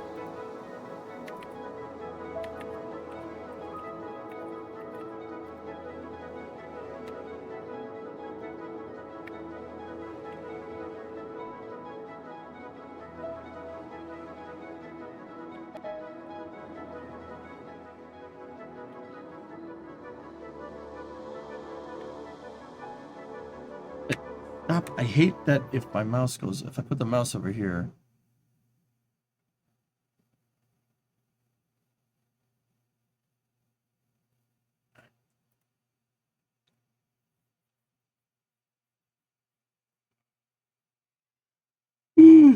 Oh my goodness. Oh darn, you have to build an engine. Oh no, yeah, I know.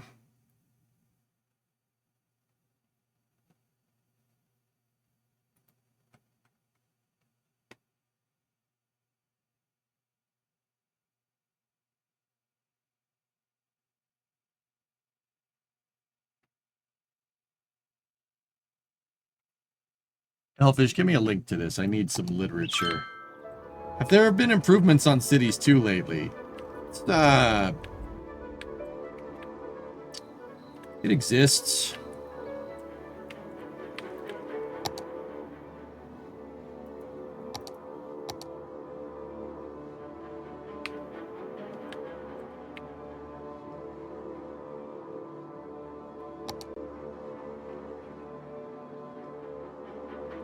Your Discord DMs.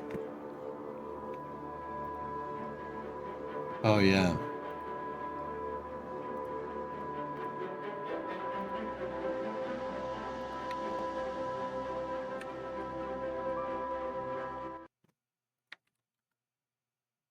me just see this real quick. Once again, I'm just building up cash. This is kind of a bridge episode on purpose.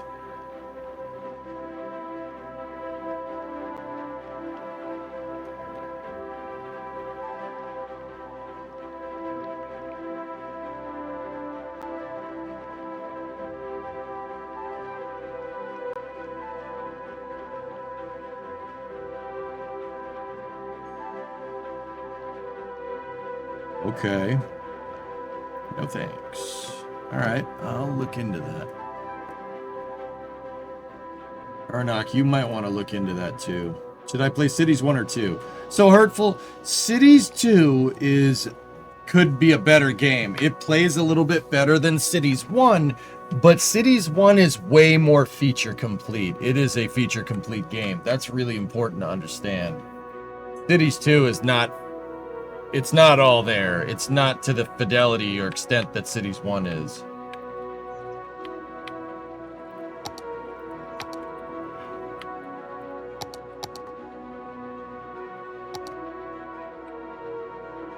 Helpish, can you link Ernok the thing that you linked to me, please?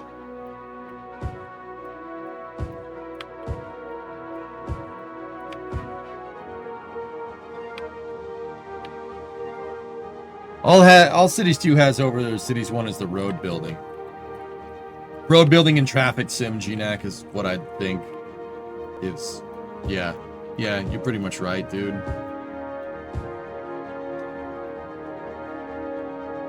.327 with a tri-power? We could do that, Rarest. Yeah. I mean, fellas, we at least got to get the lower end of that motor back together, and we have to clearance it right. I'm gonna have to get some feeler gauges and whatnot. I'm just looking for a game to relax to. Cities 1. Play Cities 1.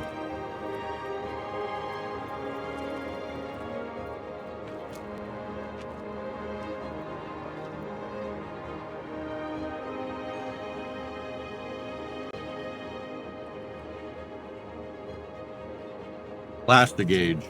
Yep. Yep.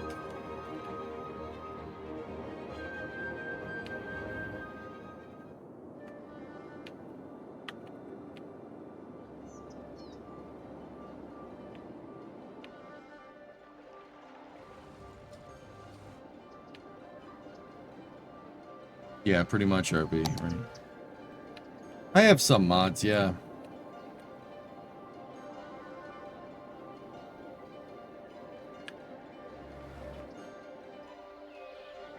Toxic hiring me to fix it. Oh dear.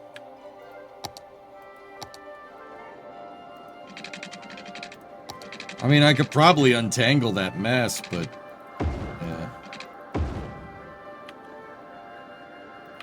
I'm sure there are folks out there that could as well, but I'm not necessarily sure finding somebody competent enough to fix it is the issue.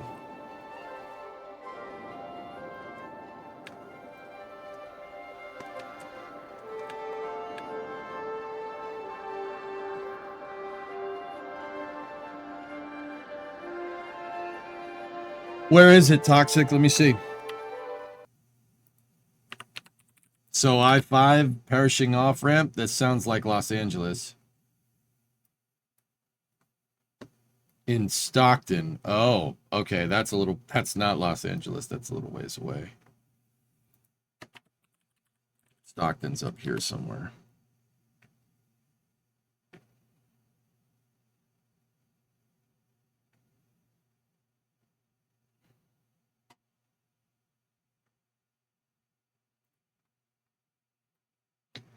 I mean, Killer Alpine, the engine was just disassembled the other day, and it did turn. So it was in something at one point. But yeah, it's okay. Near the river. You're talking about this mess right here. Ooh. Okay.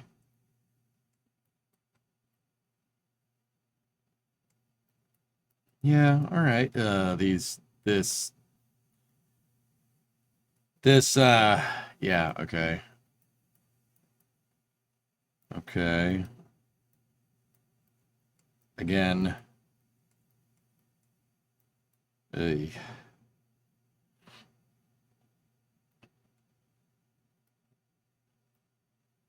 Hmm.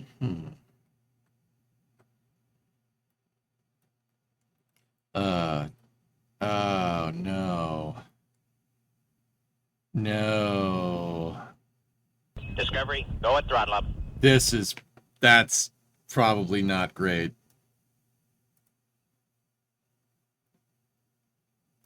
This probably causes all kinds of fun. So, fellas, look. All right. So what toxic is toxic? I'll point it out to you. I've never been to Stockton. I've never been here. I don't know, but I can already tell you traffic's bad here. So look, do you see how the off ramps right here? So first of all, you have an extremely short threshold. Like the distance to the interchange that it goes to is from the highway is not very far. And look, you have a straight lane, straight right and right hand turn. Splitting the ramp like this and making it wider means that it's high capacity. There's a lot of cars use this. Also, there's stain marks everywhere from cars stopping there, right? So that tells me that traffic backs up onto the highway. That's a no-no in traffic design.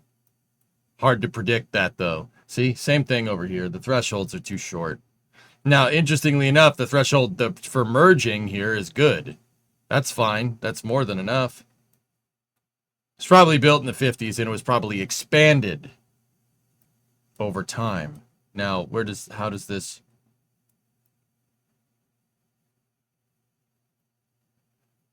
Oh.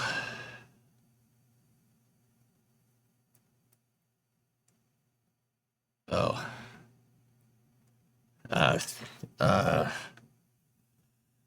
Oh.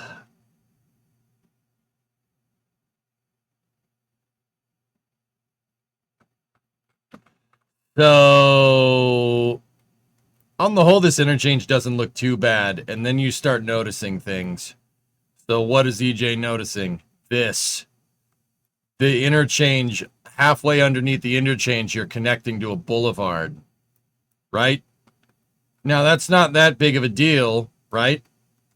But say you're on this boulevard right here, and you want to go that way. How do you get on it? They made a road that goes past here. It goes underneath the highway, and then you need to go down here, cross another road, cross 5 lanes, and then go up there to get up on that. Yeah, toxic. This right here, not great. That's not a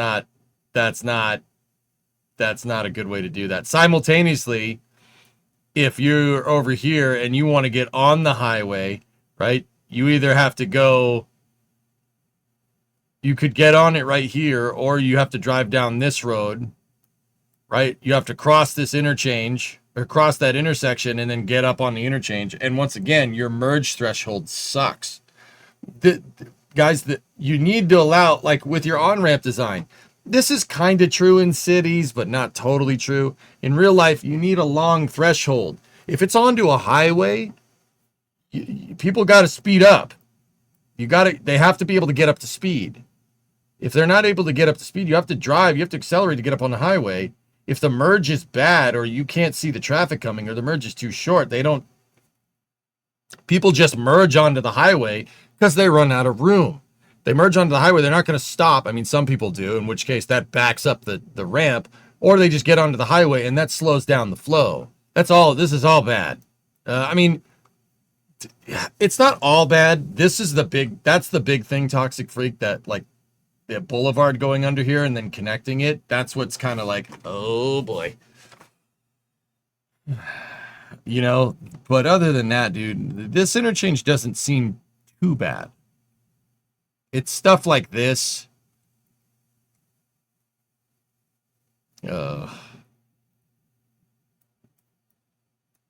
Yeah, see, they tried to make a longer threshold by making the ramp merge over here. See, they were thinking when they did this. That's not too stupid. But you merged your on-ramp. The on-ramp basically merges directly with a residential neighborhood. So if it was me, I wouldn't have even put that there. Don't put that there. Just make the people go down to the road and turn and come back around. The fact that you have your on-ramp is your off-ramp from the highway is merging into a residential neighborhood is not great.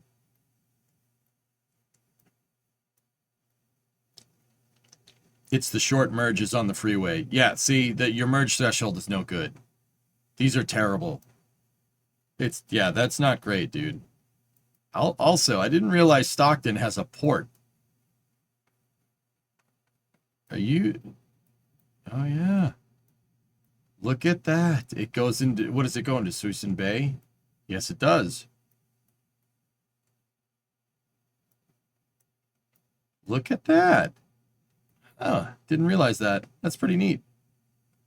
They dredged a freaking canal. You have a port way inland over here. I didn't realize that. I mean, that's not the first time to do it. They've done stuff like this in Europe for freaking centuries, but it's still cool to see it. Deep water port. Wow. That's cool, man. How about this interchange? I don't know. I was just checking this one out.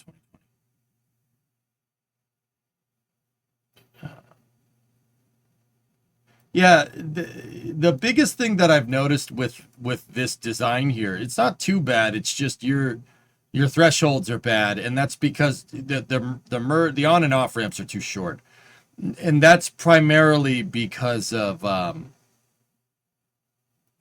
they're too short and they're too close to each other. To be honest with you, way too close to each other.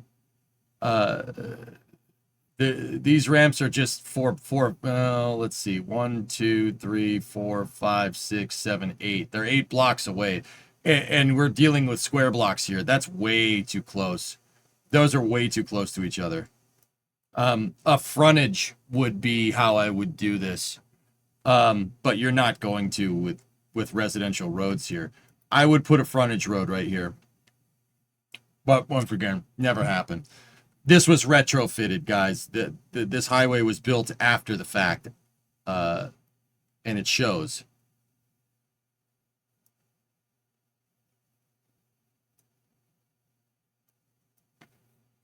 All right, 2020, what else you got here?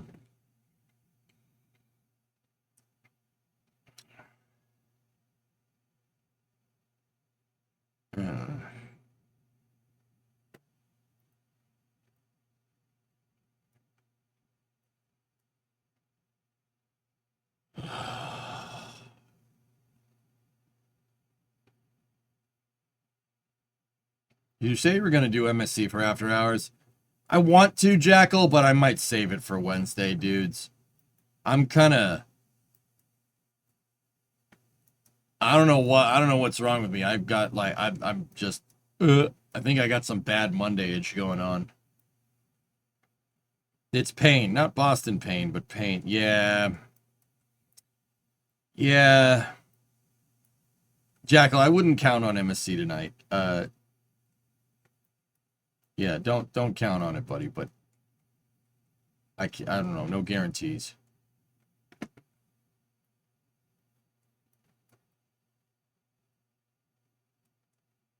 What the hell?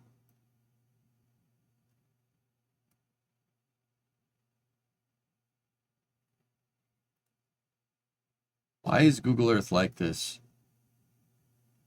It's just... Okay.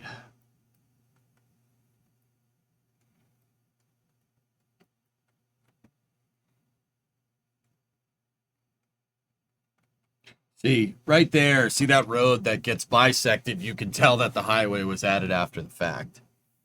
A lot of the highways in the United States were retrofitted. A lot of them were, but a lot of them weren't either.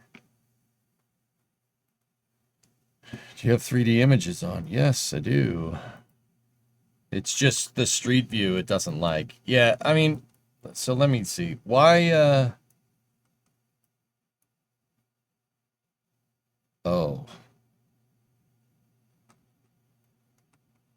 So 2020, if you're going down this road, if you're on this road and you want to go that way, you got to get off of this road. Now this threshold is very long. That split is nice. That's good. However, there's this ramp here, so you got cars coming on the road, and if you want to turn around, you have to cross 3 lanes here. And I'll bet you the people that are coming off the ramp right here aren't interested in turning around from the highway that they just got off, right? So you have to drive through this and somehow negotiate on not oncoming traffic, but traffic that's trying to go where you're going, or trying to go where you are, and you're trying to go where they are. That's bad design. You have a 3-lane cross right here. It's up to 4 lanes. You have to try to cross 3 lanes to turn around and go in the direction that you want. That's pretty caca design, but they put that there because that's really the only way to do that.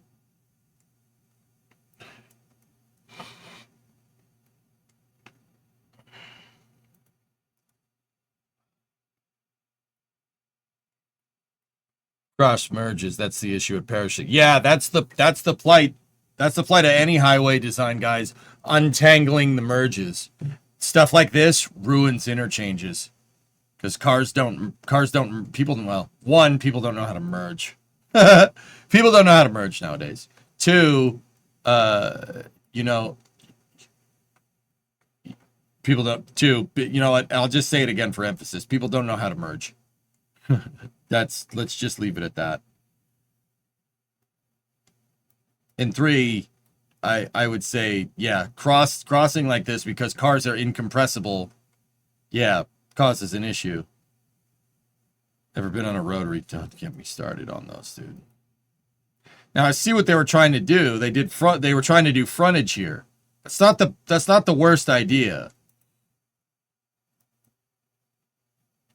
Like if you want to get on the highway, if you're here and you want to go eastbound on the highway, you get on here, go down here, cross, turn around, and go. This is actually okay. I don't mind this. This is not a bad idea. It's essentially a roundabout. It's a roundabout between your main roads. That's not a bad way to do that. They did frontage. This is okay. Where it gets kind of hazy is because this highway. That highway feeds into... What the hell? Oh, okay. I see what the... Dude, what kind of interchange is this? It's left, right. So the 2 splits to the left go to the right, and the 2 splits to the right go to the left. Why would you do that now? I understand why they did it that way. They did it that way so they could put that in there. But how I would have done this is I would have had the 2 roads in the center elevate and go that way. And then I would have had your frontage feed over here, right? Go up over on an elevated road and feed into the left side over here. Because nobody that's coming off of this road is going to turn around and go right back down that road. This is your problem. Right here.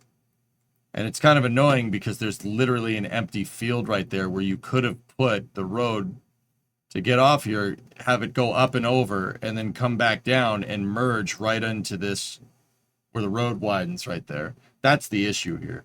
That's what causes problems with this whole interchange 2020. Going 7175 north, 275 west is a similar issue. Guys, I don't want to make this just EJ craps on actual civil engineers' road designs. Because a lot of the times, fellas, and this is something to understand, a lot of the time you're constricted by budget, you're constricted by planning, you're constricted by not in my backyard, NIMBYs, city ordinances, etc., etc. I'd say, considering the amount of traffic that probably moves through here, this is probably pretty damn good. It's all, but it's all compromised with road design. That's why, you know, you don't want to crap on. I'm not a civil engineer, first of all, and I don't want to crap on other people's ideas either, because these are pretty damn good.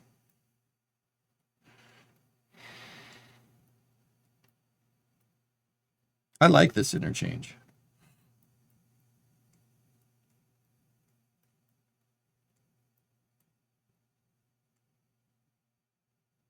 You have any interchange that you like? I call these Iron Cross interchanges, and they're genuinely pretty good. Oh.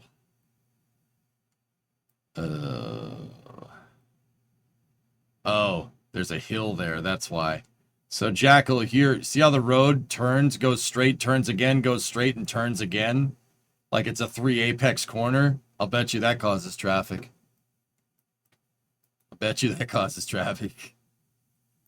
Yeah, see how it's like kinked? That's no good. That,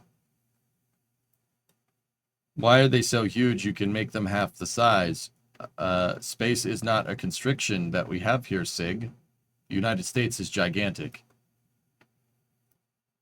Actually, rarely. Really?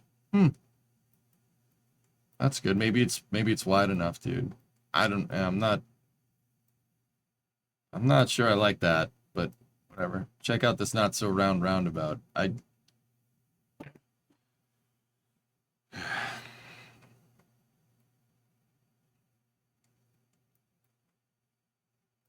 Oh, wait, never mind. Yeah, there's traffic. You were thinking the wrong ramp. All right, 2020, you're off to bed. I know you wanted me to look more at that interchange, dude, but my brain's fried today, dude. I don't know why. I've had nights where I've gotten 4 hours of sleep and been more competent than I am right now. Grimshock EJ's interchange and highway review. Check out this not so roundabout. Fellas, I don't know. I just said I don't want to do stuff like this. Like,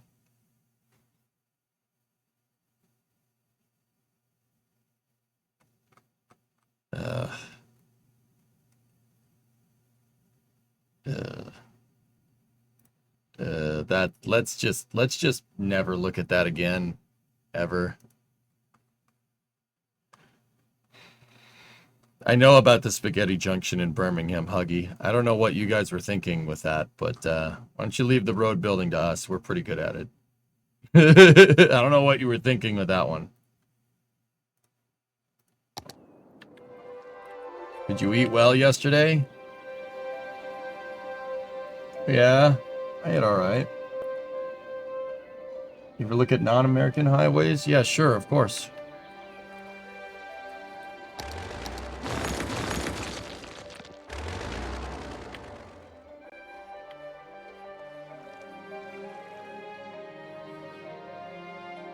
The U.S. can't do roundabouts at all.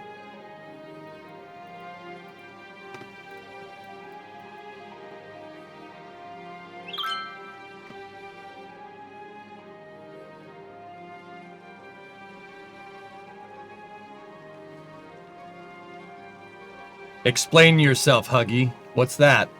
What's that? Is that not a roundabout?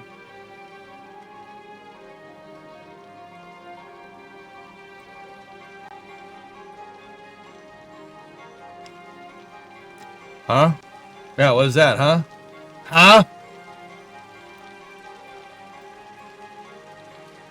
Where's another one? There's another one in Bourne here.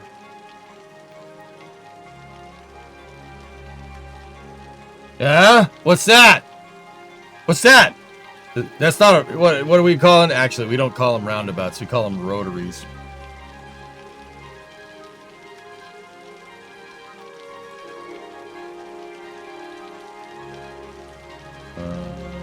There should be another one right here. Yeah. All right. Look at that. Hey, that's a pretty good one, right?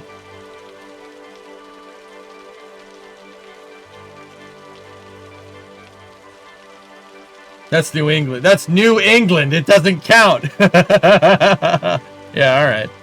Yeah, that's fair. I'll give you that one.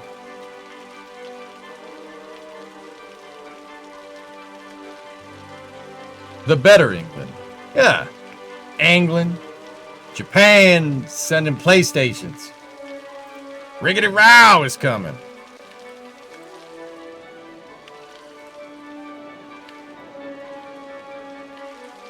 I forget about it in the Zulu Nation. I'm not doing this myself just because they don't have any oil. What?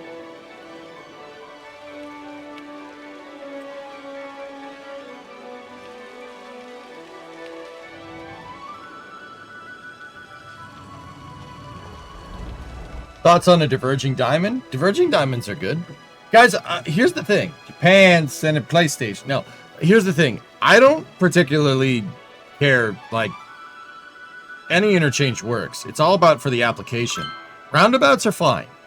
But here's the thing about roundabouts, and this is going to piss Europeans off, and I'm sorry, but it's just physics. It's not like, I'm not trying to hate. I like roundabouts. They are insanely good in low capacity. Low to medium capacity. The second you try to put a roundabout in high capacity, it gridlocks. And if it gridlocks, it's worse than a traffic light. If anybody's in the UK, Swindon, good example. If that gridlocks, you're screwed. You're screwed. Your whole city stops. That's probably not great. There are scenarios where traffic lights do make sense. Traffic lights are good in high capacity situations on boulevards. The thing is that you shouldn't always have high capacity on boulevards. If you have high capacity on boulevards, you got another problem. That means your road is exceeding its allotted capacity.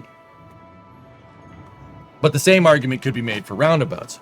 Long story short, roundabouts are a tool. So are traffic lights. They're tools in your arsenal here for road design. This works in cities. It works in real life. You don't really want depending on the capacity of the interchange is how you would go about building like a roundabout or not a roundabout or a traffic light or a diverging diamond. Now, diverging diamonds are really good at metering traffic off of a highway. That's really what they're good for. They're good for getting traffic off of your exit ramp. They move traffic very efficiently. They prevent lane crossing as much as possible. So there's no untangling of lanes. They're really good at from taking high capacity and using it as an essentially a pressure regulator for lower capacity roads. Quite good at that. Got to think about this kind of stuff. If you think about road design like hydraulic flow, it makes a lot more sense. And this isn't just that's not like my theory. I can't take credit for that. Sometimes I read papers on traffic flow patterns that were done by MIT, like that are just out there on the internet. You could read about them. And one of them, I remember reading, compares traffic flow to hydraulic fluid. Cars are incompressible. Ideally. Ideally incompressible. Like, you can't have a car where a truck is, right? They can't be inside of each other. Some people just went, huh? What? You know, like, what are you talking about? The cars take up space, and other cars take up space around them. They can't be in each other. There's no compressibility here. It's not like air where they can get closer to each other, right? I mean, technically you can do that, but it doesn't work too well. If you consider it like hydraulic fluid, it makes a lot more sense. Interchanges are pressure regulators to get certain flow rates at certain intersections. Like this type of interchange is a highway to highway interchange. You wouldn't dare use a roundabout to go highway to highway. That's just ridiculous, because you're not going to be able to handle the high pressures involved here, or the high amounts of traffic in this particular case. The 69 core doth not compress. No, it rusts, not compresses. Trucks delivering cars have cars inside them.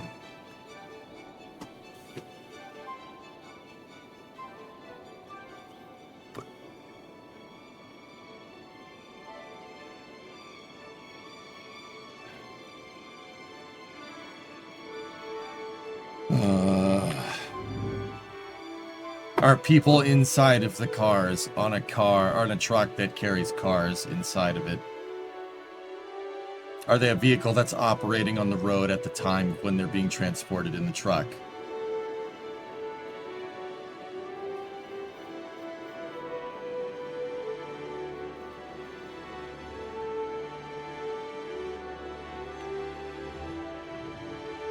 See Knight Rider. Andrew, I am going to slap you. And it will be deserved. And you will take it. Whack!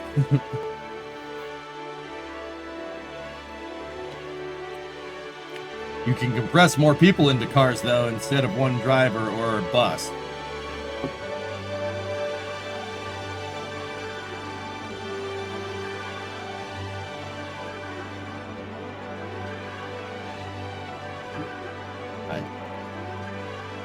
Yeah, that's right, Sig. Good for you. Thank you. You're not making this easier.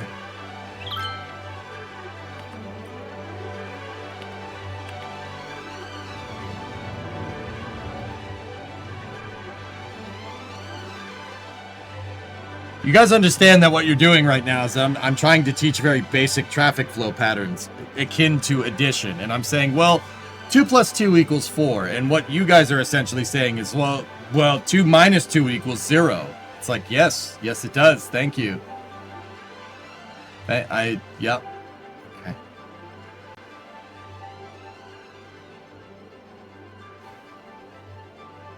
Wind and coal.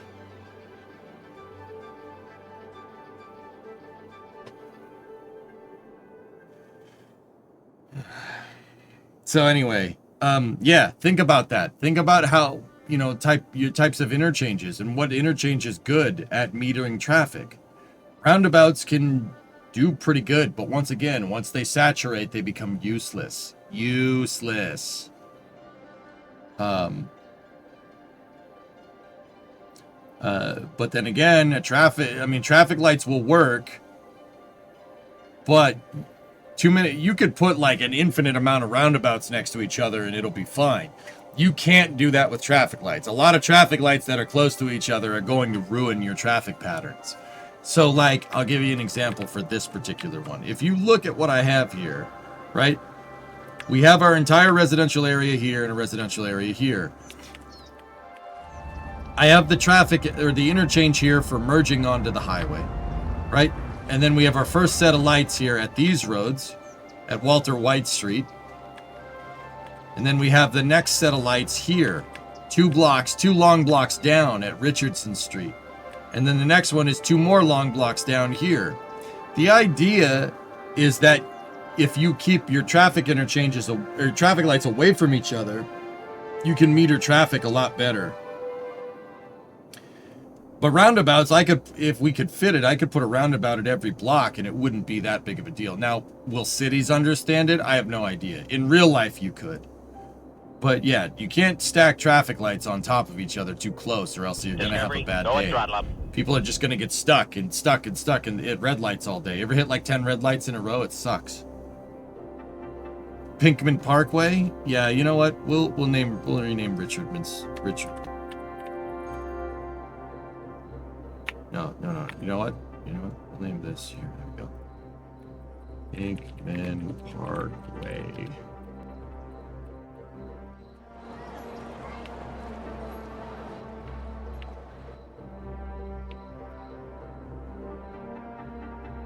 Condition 60-month resub. Sorry for the trolling. I love your city streams. Always so thoughtful and full of good lessons. It's all right. So yeah, think about that. Different types of intersections are going to get you a different type of pressure regulation. Some of them are higher capacity that allow for more flow.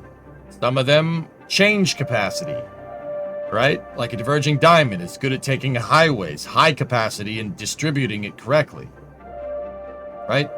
Some of them are designed for staying the same, basically, like a roundabout. Think about that kind of stuff.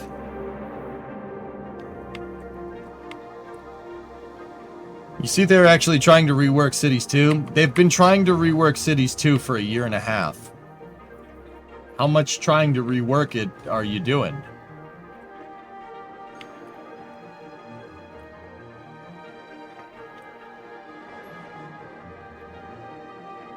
I tell you, I tried this thing. Tried this game. I wasn't very good at it. Yeah, Cities takes time. You gotta be careful. Like, that's my biggest thing. Do you guys see me making a lot of changes to my city all at once? Nope. Rome wasn't built in a day, dude. Take your time. What it will do, though, is we could probably get away with adding another set of city blocks here.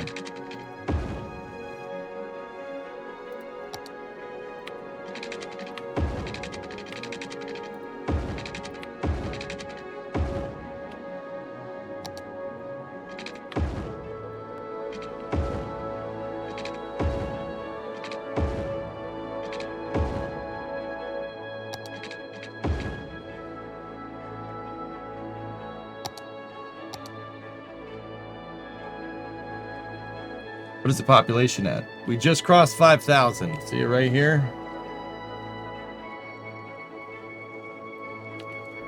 Our residential demand is not very high. We have high industrial demand. Interestingly enough.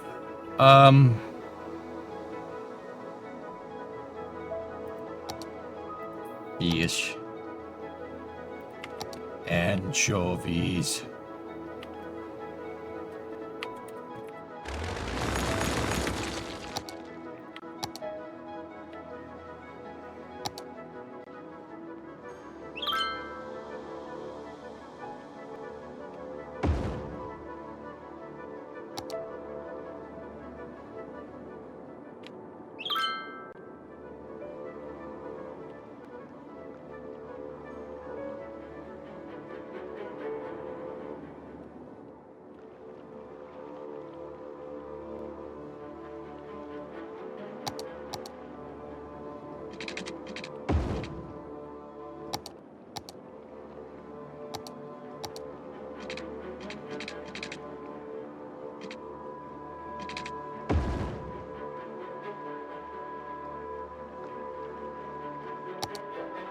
All right.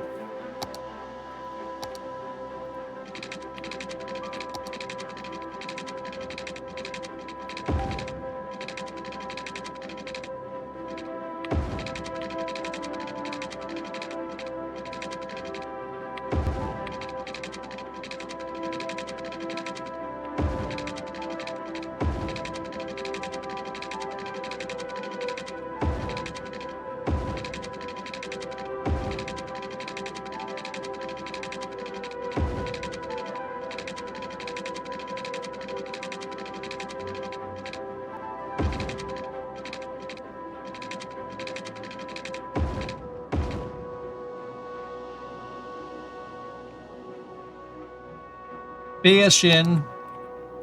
We wanted to borrow some brown sugar. Hello. You doing? Not the beer. Titan's here. Rimo's here. Success? Yeah? Do you like it? Yeah, I think I'd go back. Cool. Welcome. Hello, my I'll boy. die a little bit. Come here. Come on up here. Nope, he doesn't want it. He doesn't. He really doesn't want it today. Come here, buddy. Come here, bud. I said, go see Daddy. No. Come here. Come here. Get out here. Come on up. He doesn't want her, chat. Closer. Dad wants to see you, Bubba. That's all. Bear. Hi, how you doing? How you doing? You feeling better? Still feeling a little wormy? Yeah. You still wormy, buddy?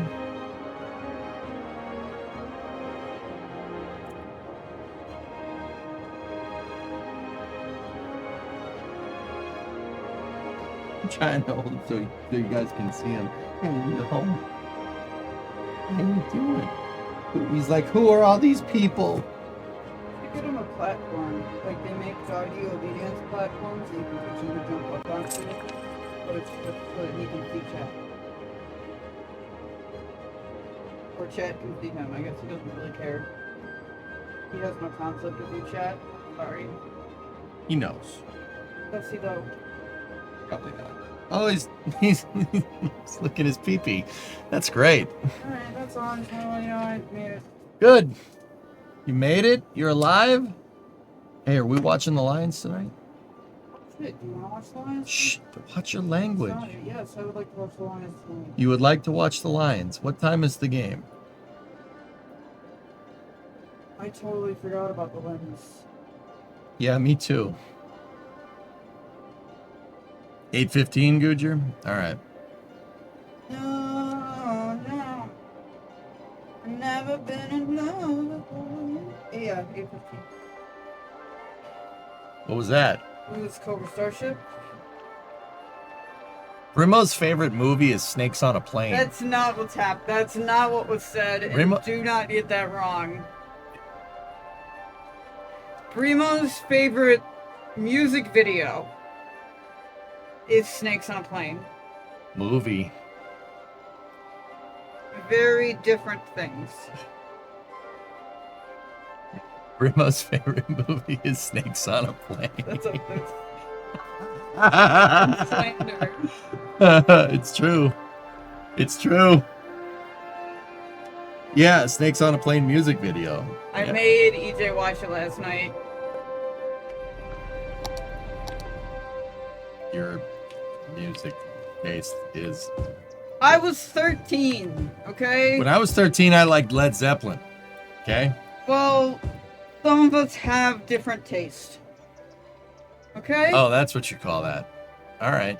What do you mean you gotta... See, now you gotta play it for chat because Geek doesn't know what I'm I talking about. can't play it for chat even if I wanted to. Okay, well, Geek, And I don't want to. I'm going to be very clear about this. Geek, if you're not watching the video that starts off with a limo opening and there's a animal print bag in it, then you're not watching the right video. You want the one with Cobra Starship, the Academy is, and Gym Class Heroes.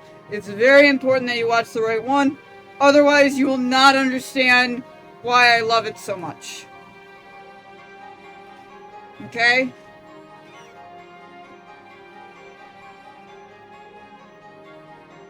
Nobody needs to watch Snakes on a Plane, chat. It's her favorite movie. Exactly, Geek. Exactly, Geek. That one. It is. Yep. Yeah, it's an hour and 46 That's minute not the right music thing. video. That's not the right thing. Let's see what this is all about. Geek, if you were not between the ages of 10 and 20 in the year 2006, you will not understand it. Your wife might get why I love it, I don't know. But it's a very specific time and a very specific demo who has a significant amount of love for that music video. And all three bands were together last night at Riot Fest and they redid it 20 years later. Yeah. Yeah. What? It's- How many years later? I guess it's 19, but it's 20 years.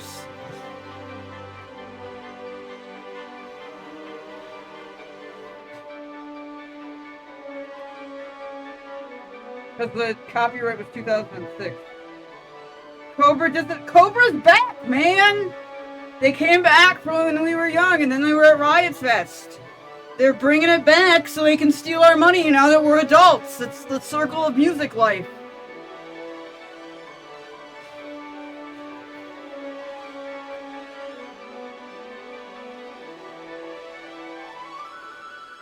"30 seconds in and nope."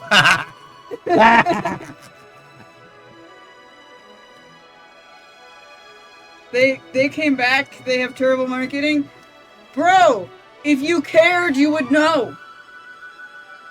Yeah, you wouldn't know about it. They're very indie. You wouldn't know them. I'm not saying I bought the 20 years anniversary of From Under the Cork Tree, but I am saying I'm getting something delivered in October that I spent too much money on. So, I spend money on car parts. Discovery, go at throttle up. Ken Watts here, 6 months in advance. Thanks, man. 46-month resub. you seen them play 5 times while opening for Fallout Boy? Well, then you need to get with the program. This isn't my fault. They played when we were young last year.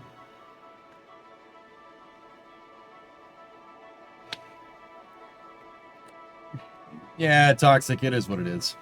Oh god, what does Geek have to say? Because all he said was, okay, so.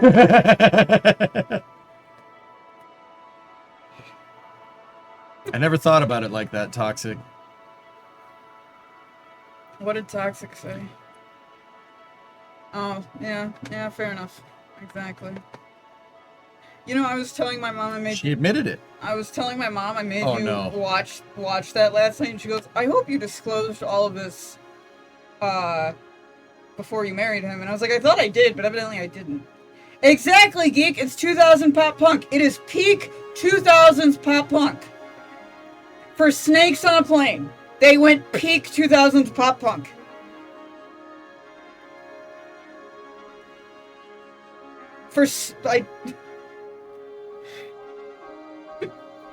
Geek, if I said the words to you, Cobra, Starship, The Academy is in Gym Class Heroes, do you know what that is? Because that's who those bands are. Geek, don't encourage this behavior.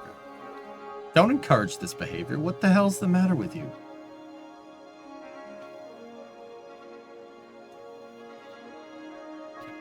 Thank you, 1000. Thank you.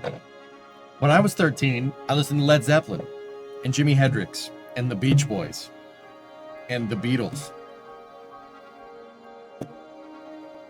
Some of us were hip.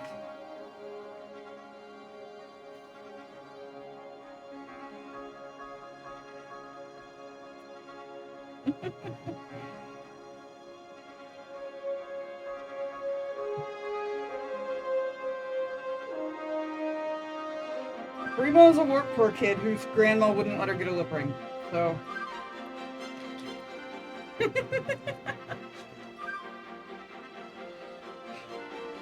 Man, this is one long music video. It's like an hour and 40 minutes.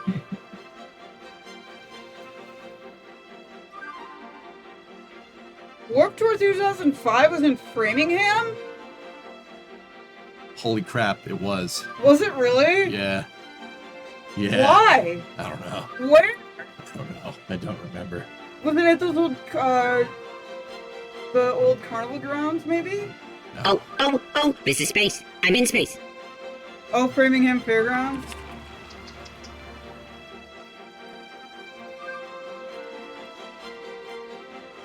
That's the weirdest place to have Warped Tour. But I guess mine was at Comerica Park, and you can't really do it at Fenway.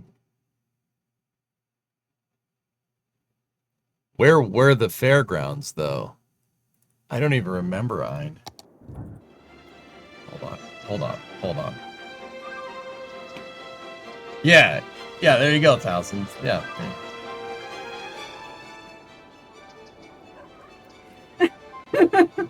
This is where I worked in Framingham. The Best Buy that I worked at is right there.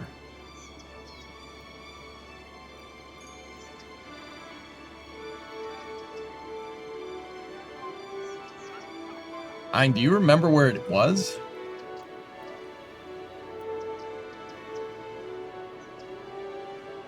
Hi, chat.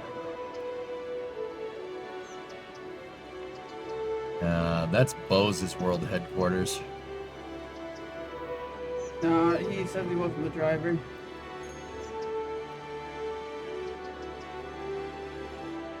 Oh yeah, the music video is terrible quality, chat.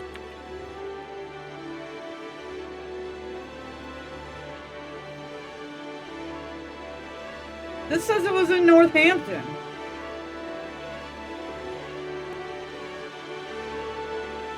The Offspring played. Atreyu, Avenged Sevenfold. Big D and the kids table. Yeah. Oh, no, they were not. The DKs were there. Dropkick Murphys were there. DKs are different. Fall Out Boy, yeah, 2005 was a good year because it was like Fall Out Boy. I think My Chem might have played 2005. Motion City, See My Chemical Romance, Reliant K. Yeah, I would have killed to be at 2005, but I was not old enough to comprehend music yet. You're still not old. Still though.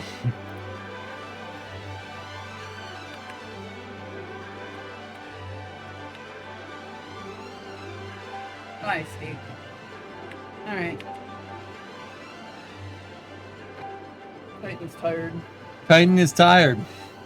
He doesn't care about my teenage years either. That makes two of us.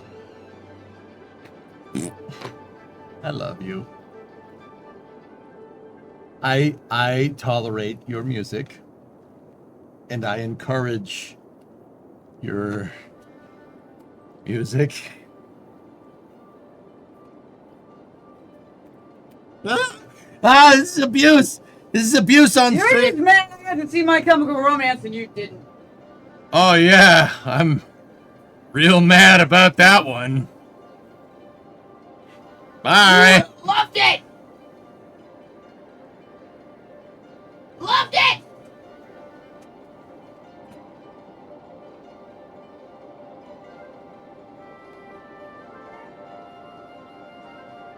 Yeah,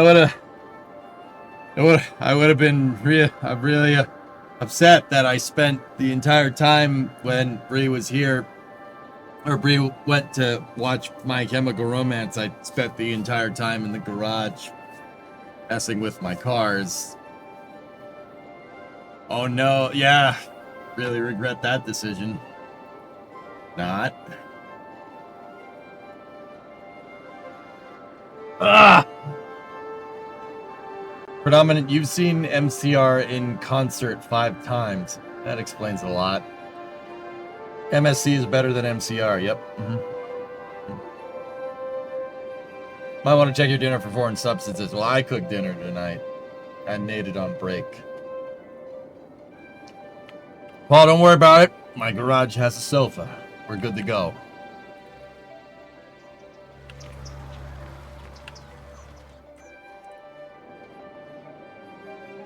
MCR came on after Paramore at When We Were Young. That was me and my friend's note to get a head start out of the festival grounds to beat traffic.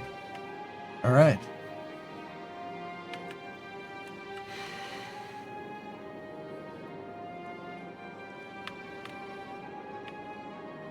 I'm so sorry you weren't able to do more car stuff. I know, man, I know.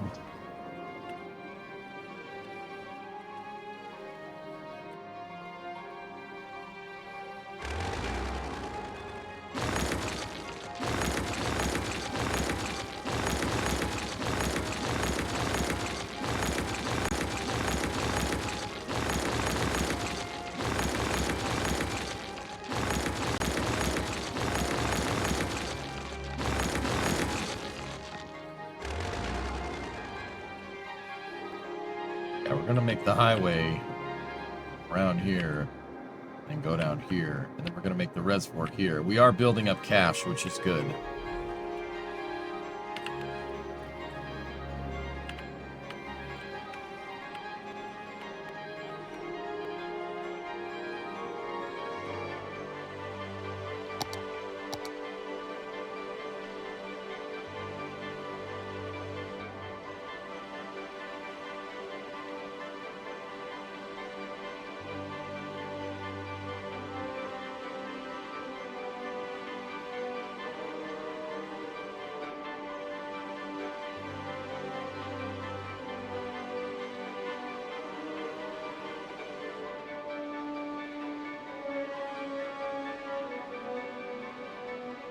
I'm dredging out another port over here.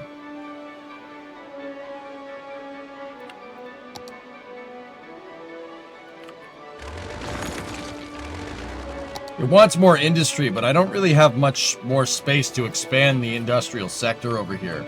Nor do I want to expand it over here at all. So I'm going to see if we can keep getting some fishing jobs.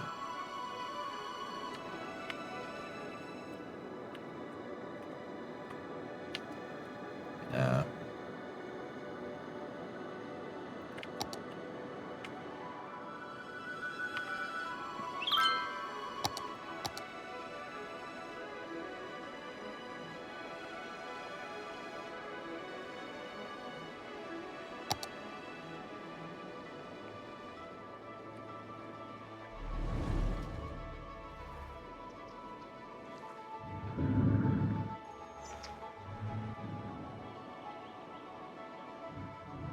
You're a weird guy, geek.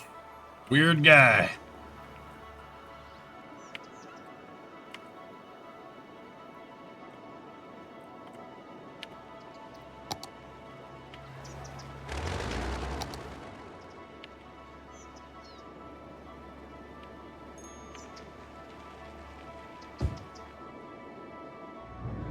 Do you know if Rocket Lab will live stream the launch? Jenna? No, it's a haste mission. Probably not. What I listened to is quite literally what my mom listened to, which was Queen, Van Halen, and Guns N' Roses. Yes. Good. Very good.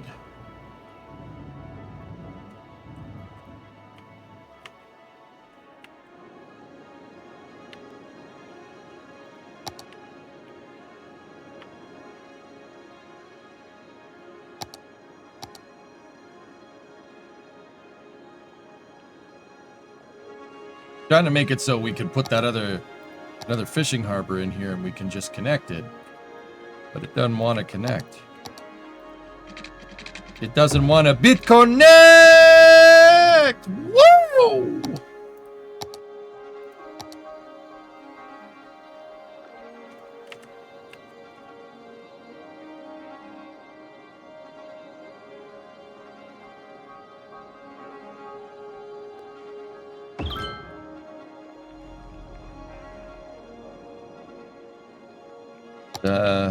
Build out another fishing route.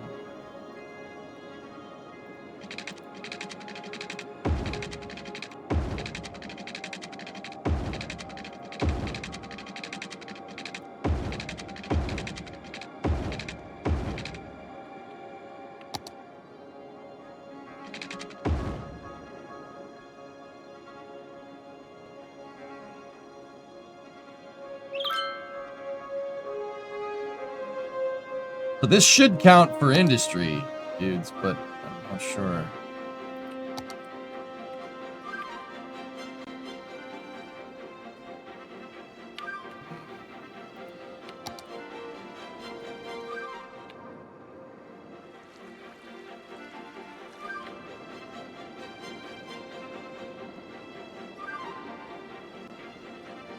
Godsmack, nice. Hello, do you think we'll get a Starship launch in the next 2 weeks? Trey, it's possible with the 38 static fire today, provided everything went well. Yeah, sure, I don't see why not.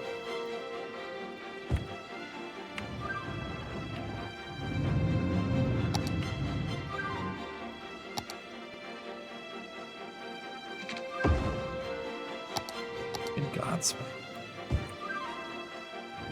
I'm not the one who's so far away. Good stuff.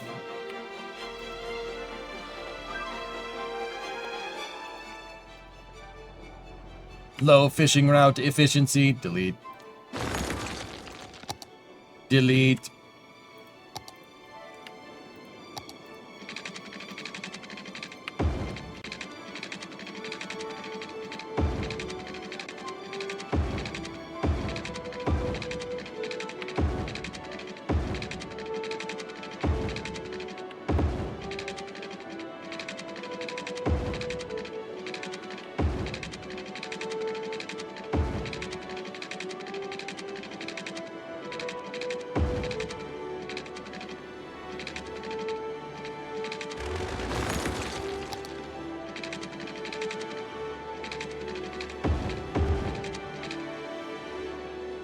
Fish more.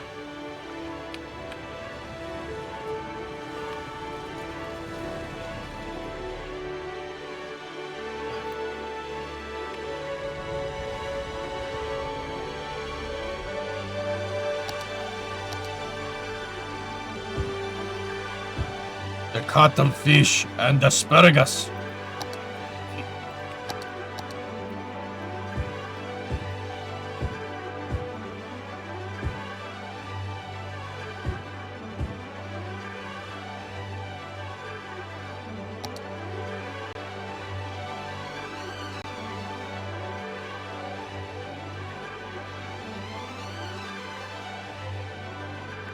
Yeah, let's picture snort, Penta. Very nice. And,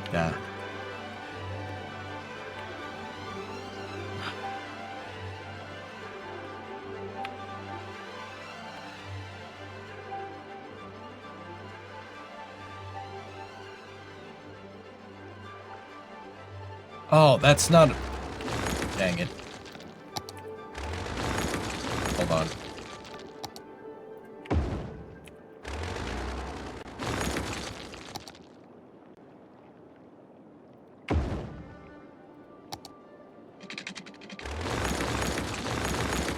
it, I won't be redeemed. And I don't. I got Godsmack stuck in my head now. It's kind of your fault, chat, but you know, whatever. It's fine. Are you gonna go till 11? No. Gracias, pigeon. Nah, dude. I'm probably gonna call it here soon. My brain is paced right now. In fact, I'm a little amazed that I made it to like 7 hours. I think I'm gonna go grab some food. I made dinner for Bree and oh, flight 11. See what I mean? No, I can't, dude.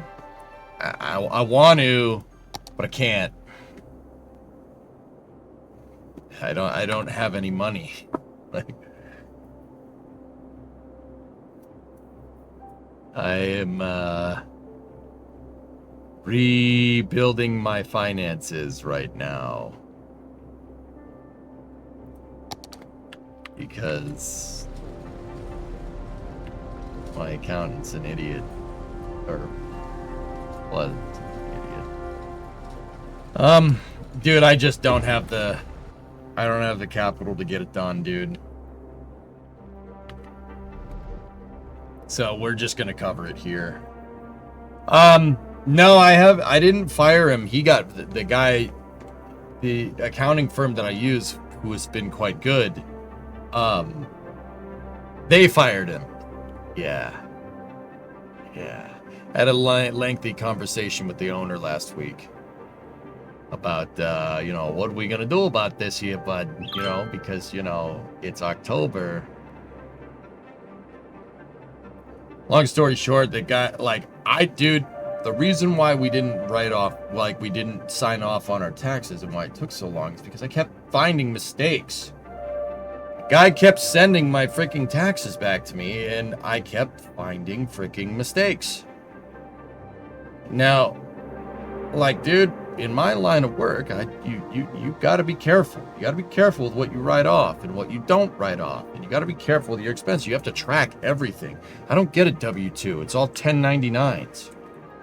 And it's really hard to predict how much money you're going to make. You got to be careful. And you got to file quarterly taxes, right? So I look through this stuff real hard. When tax season comes around, I'm pretty damn good at it. He kept sending this stuff back, and it kept having freaking mistakes in it, like the wrong healthcare provider. Buddy, it's on the W-2. Are you stupid? Like, Bremo gets a W-2. It says it right there. And then I kept seeing, like all of my Twitch income being written off. Like, it's...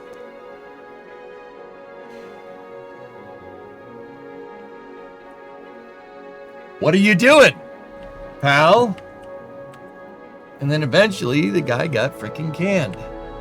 The owner of the company called me and said, hey, yeah, that guy is, he's moved on. Oh. Yeah. And the entire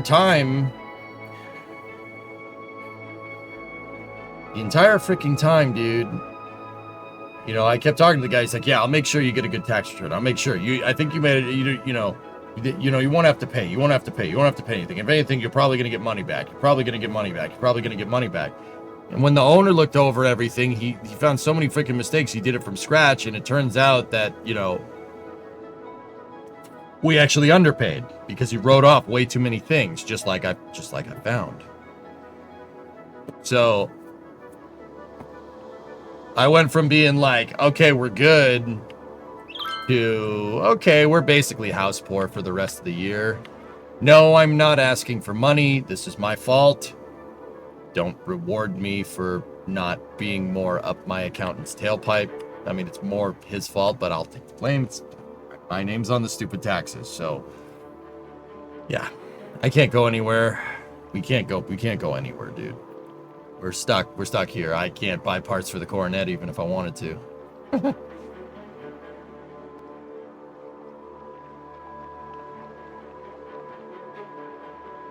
Yeah, Jake, they took him to a nice farm upstate. Dude, I didn't even want to talk about this last week because I was so pissed. I was like, if I started talking about it, I'd get so angry. So, yeah, I had to shift around a bunch of money, and because we ended up owing, instead of getting a tax return, the money that I had, first of all, it was the money that I had allocated for the computer, right? I spent some of it on a heat pump, and good thing I didn't pull the trigger on a lift or something, because if I did, I wouldn't have any money to pay Uncle Sam right now. And we would have been really screwed. I would have had to take a loan out on my take a loan against my Roth IRA. I forget. It doesn't matter. We would have been so screwed. We dodged a bullet, dude, because I had money saved up because I was like, you sure about that? You know, like, but also I was trying to save for the lift, trying to save for this, trying to save for that. Geek, I had to be talked down from doing something drastic, dude. I was pretty mad. I took that day off from streaming. I was so pissed. I didn't want to dive into your personal affairs. No. I believe in being forthcoming with you guys, especially since you guys tipped the stream with the explicit intent. Like, I asked for money for a lift, right? You gave it to me, and I can't deliver, so I feel like I should be straightforward with this stuff. Long story short, my accountant gave me the runaround for 5 months, and we ended up having to pay more. Now, don't get me wrong, we tanked it, right? But it basically wiped my savings out, which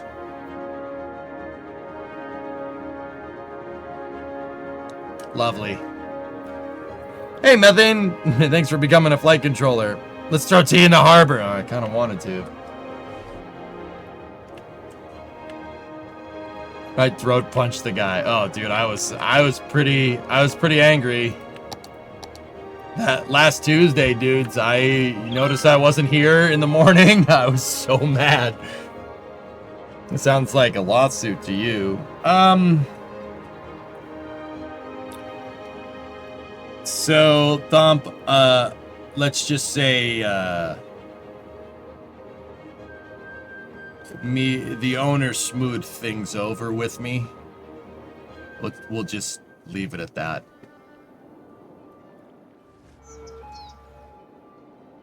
Because, yeah, this is, yeah,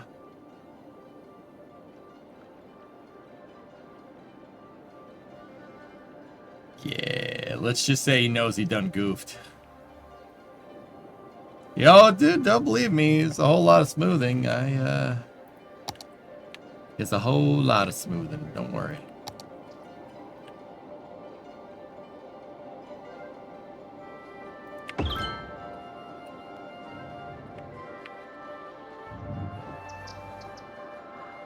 Yeah, Tokyo, don't you worry. Yeah. No, it's fine. There was a lot of smoothing done, dudes. Yeah, that's, like I said. I mean, you guys, okay, I'll give you a little bit of the thing. You know how I manage stuff here? That's how I manage my cash. I'm very careful. I'm very careful. All right? I'm very, very fiscally conservative about things. The reason why is because when you're, I mean, this, I'm only speaking anecdotally. This is not financial advice. You never know. It's like space flight, dude. You never know. You never know when something like this is going to happen. Right? Now, fortunately, I tanked it because I believe in keeping you pad. You have buffers, right? Like I have a business account and I keep a buffer in my business bank account on purpose, just in case, right? You never know. You never know if something's gonna be like on my personal savings account too. I have a buffer in there.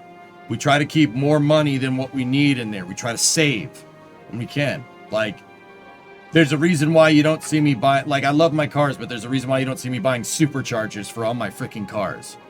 Because you have to have a buffer in case, like, oh crap funds. I try to keep like 5 G's in there just in case something like this happens, and it paid off. Quite literally. Discovery, Pay go it and throttle off, up. you know? He bought you the lift. No, no, no, no. I'm not talking about it, Smutty, but yeah, don't worry, everything's fine, but we're basically out. I basically can't spend money on any car projects for a little while. Basically till the end of the year, or until, you know. Yeah. Oh yeah, everything got wiped out, I gotta rebuild.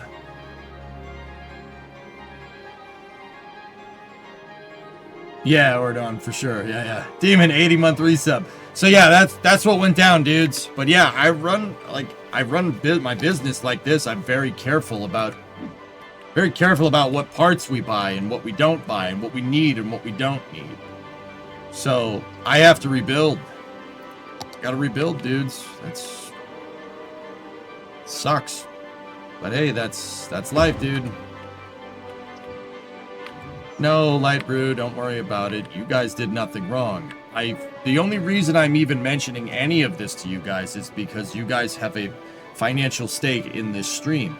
A lot of people tip the stream with expectations. Expectations to see the coronet get done.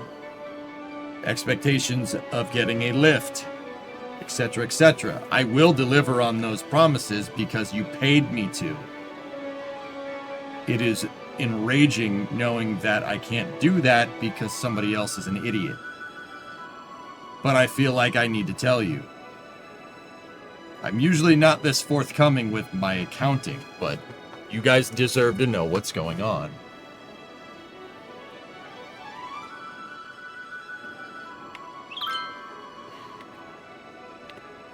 Okay, Geek. Yeah, maybe. Just sarcasm, no worries. Yeah, I got you. I don't know how that was sarcasm, but all right. All right, man. But yeah, you know, I didn't want to talk about it last week. It would have made me too angry. But we're good now. I'm fine. Still is annoying though. But yeah, we'll get through it, brother. Brothers and sisters, we'll be fine. Okay. It's not the worst thing to happen.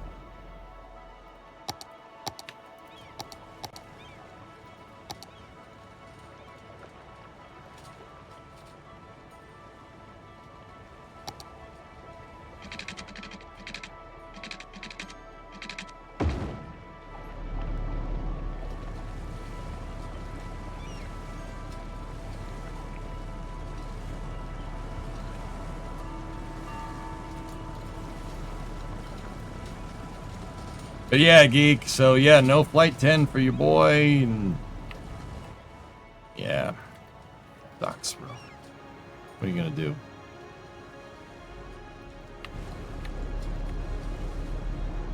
I'm just gonna keep doing my thing here.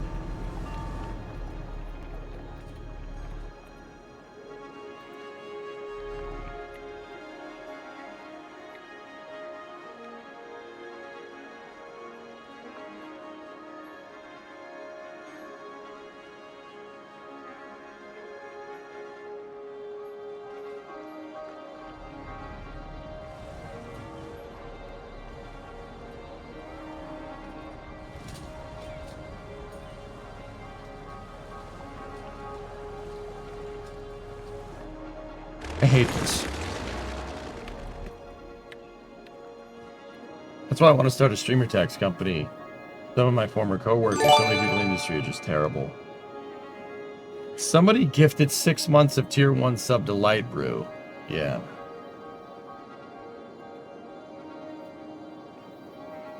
It's even more expensive for a lawyer. Yeah, Strickler, don't worry. I talked it out. Like I said, very careful with cash. Very careful.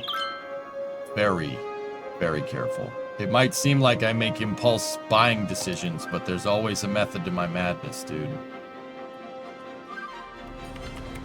I really don't screw around with that. The reason why is, well, I don't know. I like being good with my money.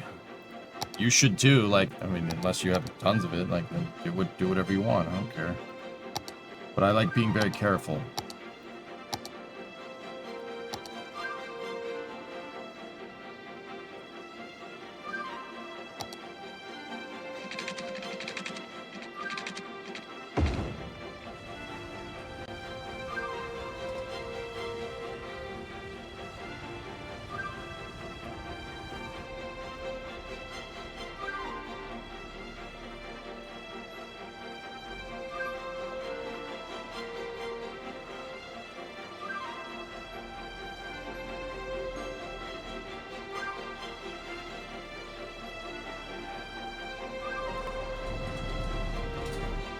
Nice.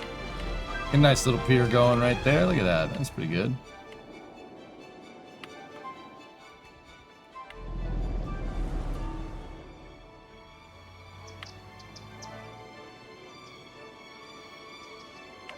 Well, Poison, I've had this guy, I've had this accounting firm for a long time. And other than that, their track record have been spotless. Spotless. For my entire streaming career, I've had the same accounting firm. They hired a new guy and he screwed up. That's what happened. That's why I'm not like, I'm gonna come hurt you, you know. I know the owner. I've known him for a long time. He knows me personally. He knows what he do. He knows what I do. He knows exactly. I was very forthcoming and very straightforward about what I do with my job, how stuff gets filed, etc., etc. He's taught me a lot about running my business on the side. Like, I call and I ask when I make financial decisions, etc., etc. I'm actually pretty good friends with the dude. And the owner of the company likes me because I'm not an idiot with my money, to be very, very frank. Those are his words, not mine.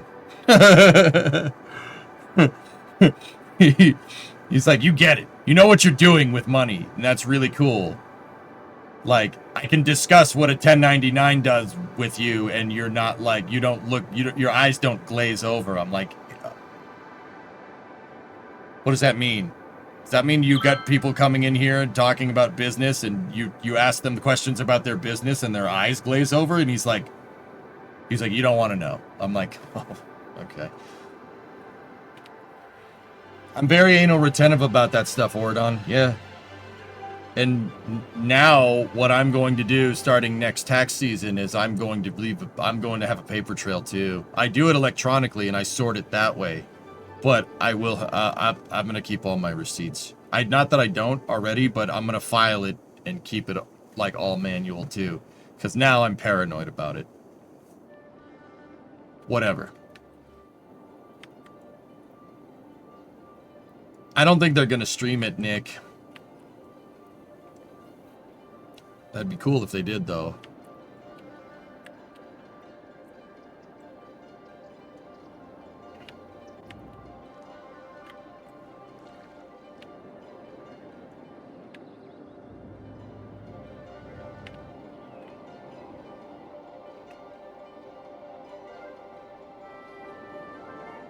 Yeah, no stream.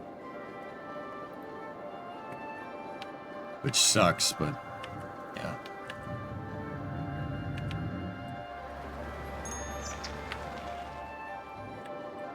The owner gonna prep your taxes personally from now on? I'm not sure what we're doing, but Hibbit, long story short is, like, I still trust the guy. I trust the owner of the company. He's cool. But now I'm paranoid. I don't... Dude, alright, I'm gonna be straightforward with you. That freaking guy that screwed up promised us a $15,000 tax return, man. That's why I kept saying, just wait. We'll wait until we get the tax return, and then I'll spend money on a lift. It's promised a $15,000 tax return. And we ended up having to pay taxes.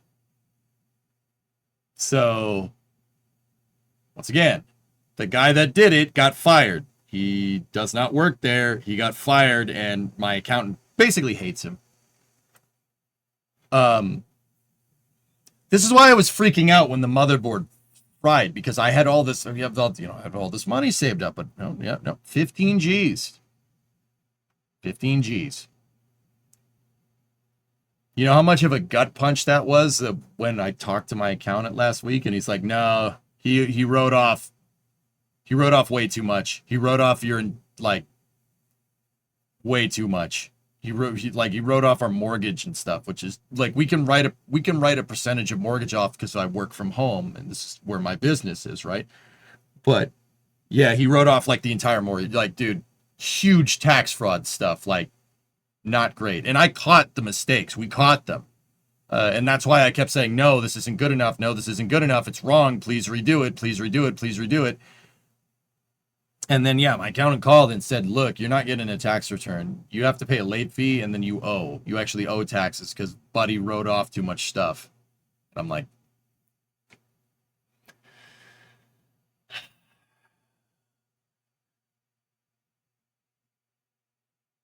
oh, I was mad. I was mad. I'm still mad, but it's okay. So now I'm paranoid. So guess what? My taxes next year are going to be spotless. Spotless. I am filing every receipt. Every single receipt. Everything. Everything is going to get filed. Everything is going to have a paper trail because now I'm super paranoid about that. I don't know if he screwed up other people's taxes too, Phil. Probably. Guy's an idiot.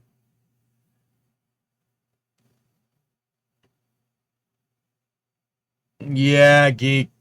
Don't worry. Like I said, the only reason I haven't gone like full Rod Farva at this point is because things were smoothed over. We're good. But holy crap, dude. But yeah, can't go to Flight 11, man. Really can't go anywhere. We're basically house poor for a little while. I have to rebuild my savings, so that's good. So yeah, good times. Discovery, go at throttle up.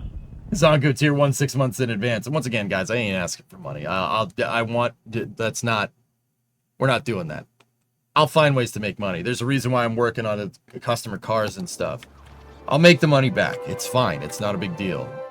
But god dang, does that suck. Yeah, can't do nothing about it, man. And like, this isn't about like, oh, you're gonna pay too much taxes. It's not about that. I just want to pay my taxes. Just leave me alone. Like, but yeah, now I'm superbly paranoid about this now. So everything gets filed. I will have a paper trail for everything. I'll do my due diligence there because now I'm like, I never want this to happen again, dude. It happens, dudes. It's okay. I mean, thankfully you guys came through with the freaking canard, man, with that computer. If we didn't have that, I'd be boned right now, dude. We'd be so screwed. So, I appreciate it, and I'm going to put it to work.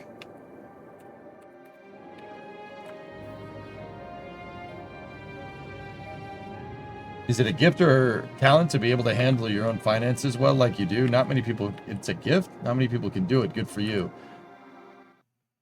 That accountant sucked badly. Yeah. Well, when you run your own business, you have to. But also, if you guys really want to know how I got this way, my parents taught me to be careful with money. First and foremost, that's probably the biggest one. Be careful. Don't overspend. Don't spend beyond your means, etc., etc. And that is fine. That's good financial advice. Like, don't spend beyond your means. Straight up. The second thing is when you have a gigantic honking student loan staring you in the face and have been for the past 20 years, you tend to be very stingy about spending money. Guys, there's a reason why back, 2015, 2016, 2017, I was not going to every single rocket launch. I didn't fly down there. I just covered them here. And it sucked because everybody else was, all the other content creators, everybody's going down there and flying to Florida and having a good time and covering all these rocket launches. Couldn't do it. Couldn't do it, man. Had to be careful. Sucks. What are you gonna do? What are you gonna do? That's just the way she goes, man. That's truck driving.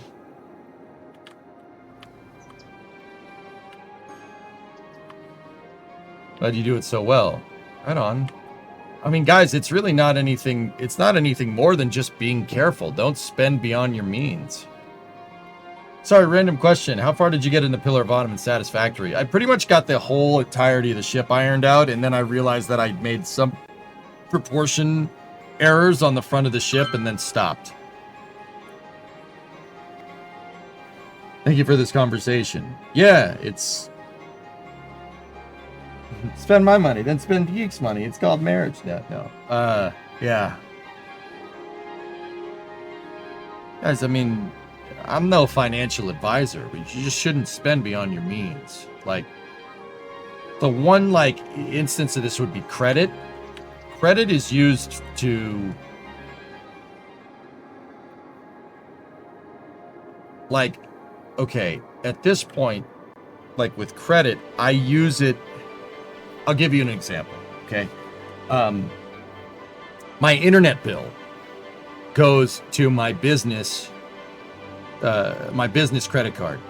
Okay, I have a credit card that I keep just for the EJSA, just for this business. My bill goes there. Okay, my internet bill goes to that credit card. Nothing else, just that. The reason why is you build up credit, right? And I'm using that to just pad, you stat pad your credit score that way. Like, my credit score isn't the best, but it's there. So the reason why I do that is if I needed a loan for something in an emergency, like if taxes wipe out my savings. I didn't need it this time, but if you did, I could get a loan. That's no problem. Because it shows I can pay on time. You know what I mean? Now, you do not want to rack credit card debt. That's bad. Credit card interest rates are terrible. They're worse than a student loan. Credit card rates are they have high interest rates because they want you to pay it back fast. It's like a little mini loan almost, right? That's what a credit card is for. So you'd use it and then you know, to like pay for something expensive that you need, right? Or you want, right? And then you'd pay it off with like the next 3 paychecks, taking a little bit out. That's fine. That's okay, as long as you avoid the interest accruement. If you let credit card debt accrue, you're screwed. Screwed. Because it'll accrue at like a 15% interest rate, and you have a big problem then. But that's by design. You know, I put that on the business credit card, right? Or it's not the business credit. It's not like I have a card that says EJSA on it, right? I have a credit account somewhere. I'm not going to say who or what. And I use that to write off my internet bill. And that keeps credit high. Like, keeps your credit score higher. So if you need money in a pinch, I can get it, no problem. But I don't. But I don't do that. That's an emergency thing. Like, basically, I have backups. I have like financial backups built into how I manage my finances. Right? There's backups and layering. So if something stupid like this happens, I can deal with it. You know, think about it like redundancies, like you'd have engine out capability on a rocket. It's the same idea. And I try to teach you guys it in cities. To be honest, I teach you how to do this in cities. Just be careful. You don't have a credit score in cities. I could just punch out a loan for like 60 G's right now, but it's at a 10% interest rate. That's no good. You'd have to pay that. You'd want to pay that back relatively quick. You know, it's only an extra $6,000, but you know, like if you spend all your money and you can't pay that, that will accrue, and that's going to be bad. You don't want that. Public, how's your mother?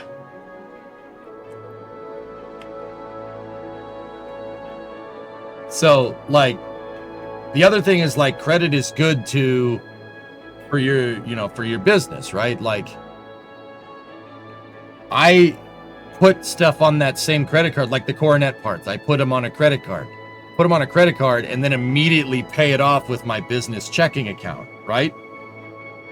It's just little tricks like this that you can do. And this is why this is why I didn't repeatedly kick my accountant in the scrotum like multiple times, because he teaches this stuff, right? You buy something like parts for the Coronet, like the trunk pan, buy it on a credit card, right? And then immediately go into your savings and pay the credit card, because that shows you can pay it back on time, and that pads your credit score. You know what I mean? You could just keep doing stuff like this and your credit score goes, your FICO score goes through the roof. Now, like, why would you do that? Why does that matter? Well, that's really good if you're going to buy property, put a mortgage on, get a mortgage for a house, get a mortgage get a car loan if you want to buy a car, right? Could I go buy a brand new like $100,000 car right now? Yeah, we could probably swing it, but that car payment would suck. I'm not doing that. I'll take my junk trucks outside. That's fine. But I could go and I wouldn't have to worry about getting a car loan, right? Easy peasy. That's not a big deal because you do little stuff like that to pad. It's just min-maxing your money. Like, it's the same thing that you do with a game. That's how my mind thinks about it.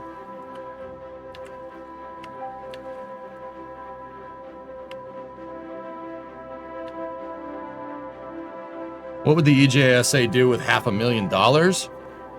Home Planet, if I came into 500 grand right now, I would pay off my student loans, Breeze student loans, and then pay off my mortgage.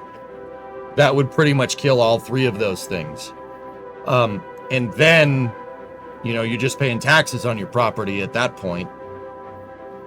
And then I would use a lot of that cash to start doing cool stuff, like, we buy more car parts and stuff, and virtual field trips and a bunch of cool things.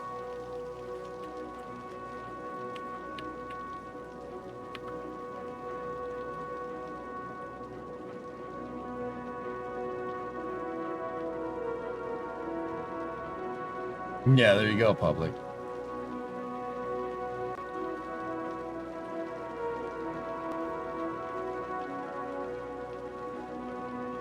Yeah, all systems, right? But there's stuff that you can do. I mean, it feels like jumping through hoops at times, but there's stuff you can do that makes it work.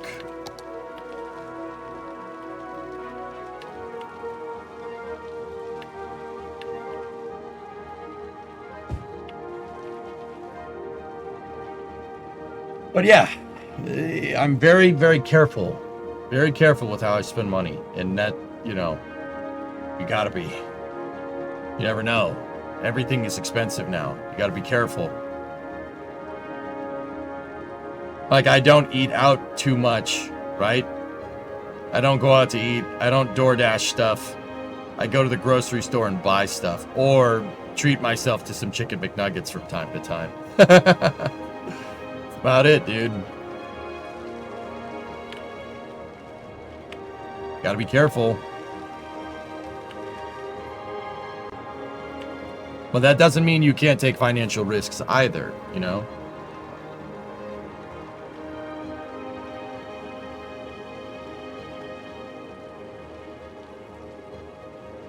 Yeah, short line. Only use it to build credit. Now, like I said, business loans, car loans, like, are you gonna... Like, I wouldn't take out a car loan for a luxury vehicle unless I needed a luxury vehicle. Do I need a luxury vehicle? No, I do not. So I wouldn't. But if we were going to take a car loan out on a streaming vehicle or something, like a utility van, whatever, and I wanted to make that into a mobile streaming setup, now we're talking. But really, if I did that, how often would I be using this mobile streaming setup? How often? It wouldn't be very often. It'd be every once in a while, right? It's mobile streaming setup to go stream rocket launches or whatever. There's not... You wouldn't... I don't think there would be enough there unless I was using this mobile streaming setup almost every day. There wouldn't be enough there to justify the cost, the capital investment in a mobile streaming setup like that, or a specialized vehicle for it. Which is why I just went and bought a 97 F-250 for it instead and used that, because that worked just fine. Right? I played this stuff out in my head before, dudes.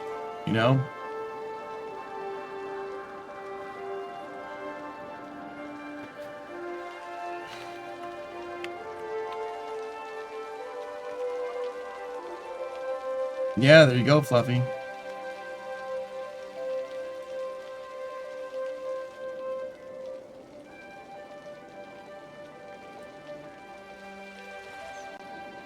Guess your mobile stream, you use your mobile streaming rig to go to the grocery store. I like that, John. That's pretty funny. But yeah, guys, just be careful. Careful with your money. It's like spaceflight. A misstep could screw you badly. Be careful with that stuff. Especially if you're younger. Careful. Don't spend beyond your means. Don't DoorDash. Don't go get a $7 latte from Starbucks or something.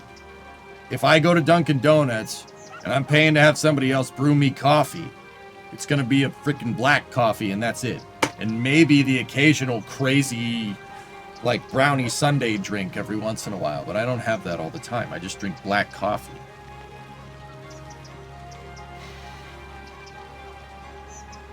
Like, I'm very careful.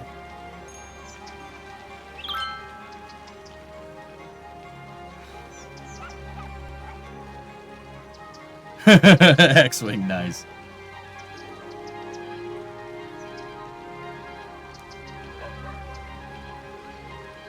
Good coffee is worth the money. If it's worth it to you, sure, of course, man. I just need coffee. Dunkin' Donuts is fine. I usually brew at home, Mars. I don't go to Dunkin' unless I'm... The last time I went to Dunk's, it was 2 or 3 weeks ago when I did an early launch for NSF. I didn't have time to really get the coffee pot brewing, and I didn't really feel like it, and I wanted donuts.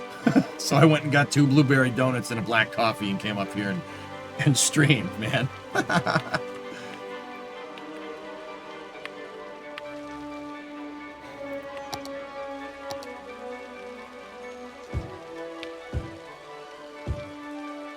don't want to go too crazy with residential here, but... So my summer car is leaking. There's a mod for Farming Simulator with the tractor and the poop truck that looks just like MSC. Oh no. But yeah, that's Discovery, go that's at how I throttle. roll, guys. I'm very careful. Very careful.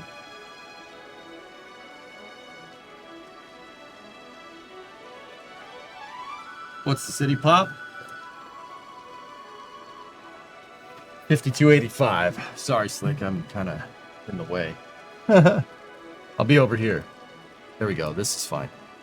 All right, cool. But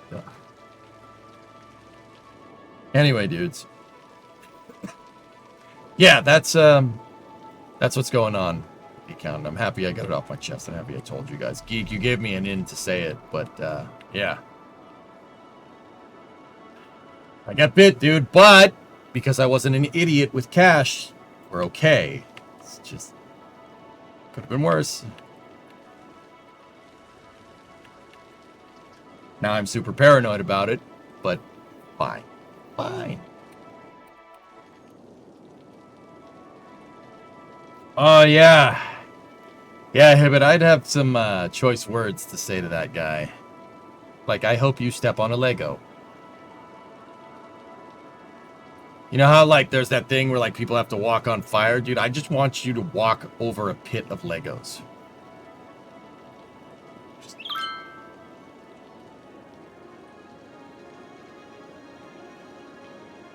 Something like that, Tom, yeah. In Minecraft. Yeah. You'd be living in a van down by the river. My mind money has no value in and of itself. It's a tool to get me things that I want. Yeah, there's plenty of value in material goods, X-Wing. In fact, that's what I believe in doing. That's the other thing. I have a lot of cars. Everybody knows I have a lot of cars. I'm not exactly, I don't exactly keep it a secret. Equity in the cars is where I keep my money. I don't keep all my money in the bank. No. If you buy and sell old cars, for instance, you can put equity into the car, and that is your money. That's your savings account, so to speak. Now, the Coronet, probably not worth too much money. The 59, though, sure. The 97, price ain't going down on those things. Let me put it that way. You know, my Mustang, price ain't going down. Well, the price is pretty much bottomed out on S197 Mustangs, but there you go.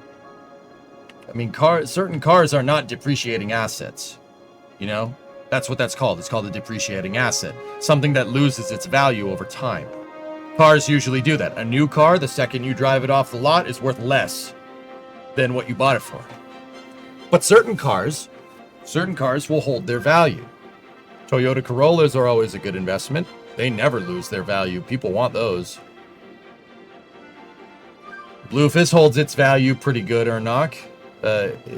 It's almost pushed at this point.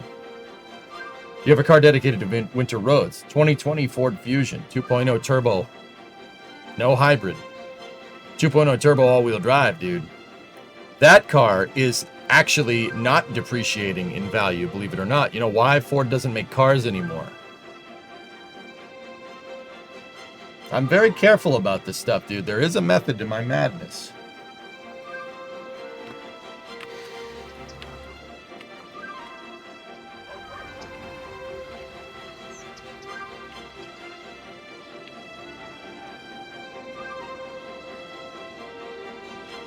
You have a 2019 Fusion. It's worth more than you owe on it. There you go. Fusion, Ford Fusions with the right trim packages, you know, turbo all-wheel drives.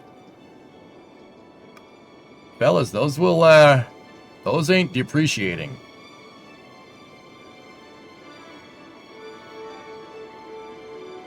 The all-wheel drive Fusion fuel economy, though, it's so bad. 25 miles to the gallon city. What are you talking about?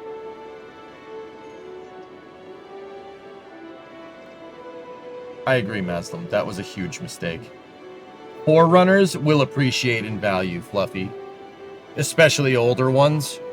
From basically like 1990 all the way to like 2005. Those are worth money. They will appreciate. Tacomas hold their value as long as you don't pancake them. That's what I mean, dudes. You know, people invest in stocks. Stocks are volatile. They go up and down, right? You could potentially go up. I like investing in cars, in car parts, in tools and stuff. Stuff that's worth money. You know, there ain't no new American tools being made, so I like to buy old American tools. Right? I buy old tools for my shop, and they work good, and people want them. Appreciating asset. See what I mean? You keep doing this, right? If you need to sell something, or something goes wrong, or if you want to sell something to get something else, sell it. There you go.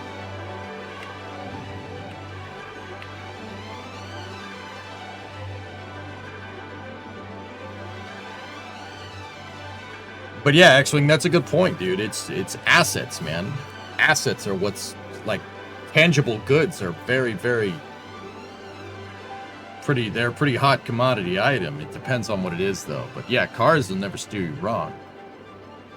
I mean, unless the steering wheel breaks, then it will. You know, but that's another story. Yeah, Ephemeral, that's right. Mm-hmm. Anyway, make the Wyoming coasts. Well, this is the Wyoming coast right here. Actually, it could be the Idaho coast. But anyway, just depends on how liquid certain car parts are. Yeah, that has a lot to do with it too, Danimal. Certain car parts are worth money. That's a good investment, Dan, sure. Anyway, fellas, my brain's paced. I wanted to play cities. I ended up talking to you guys about finances for like an hour. Got a bad case of the Mondays. So, Bree wants to watch the football game, so I'm gonna go watch the professional football conference.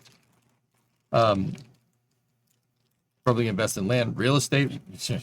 They ain't making any more of that, X-Wing. Did you save? Yeah, of course. Enjoy the football game. So yeah, I'll see you guys tomorrow at noontime. I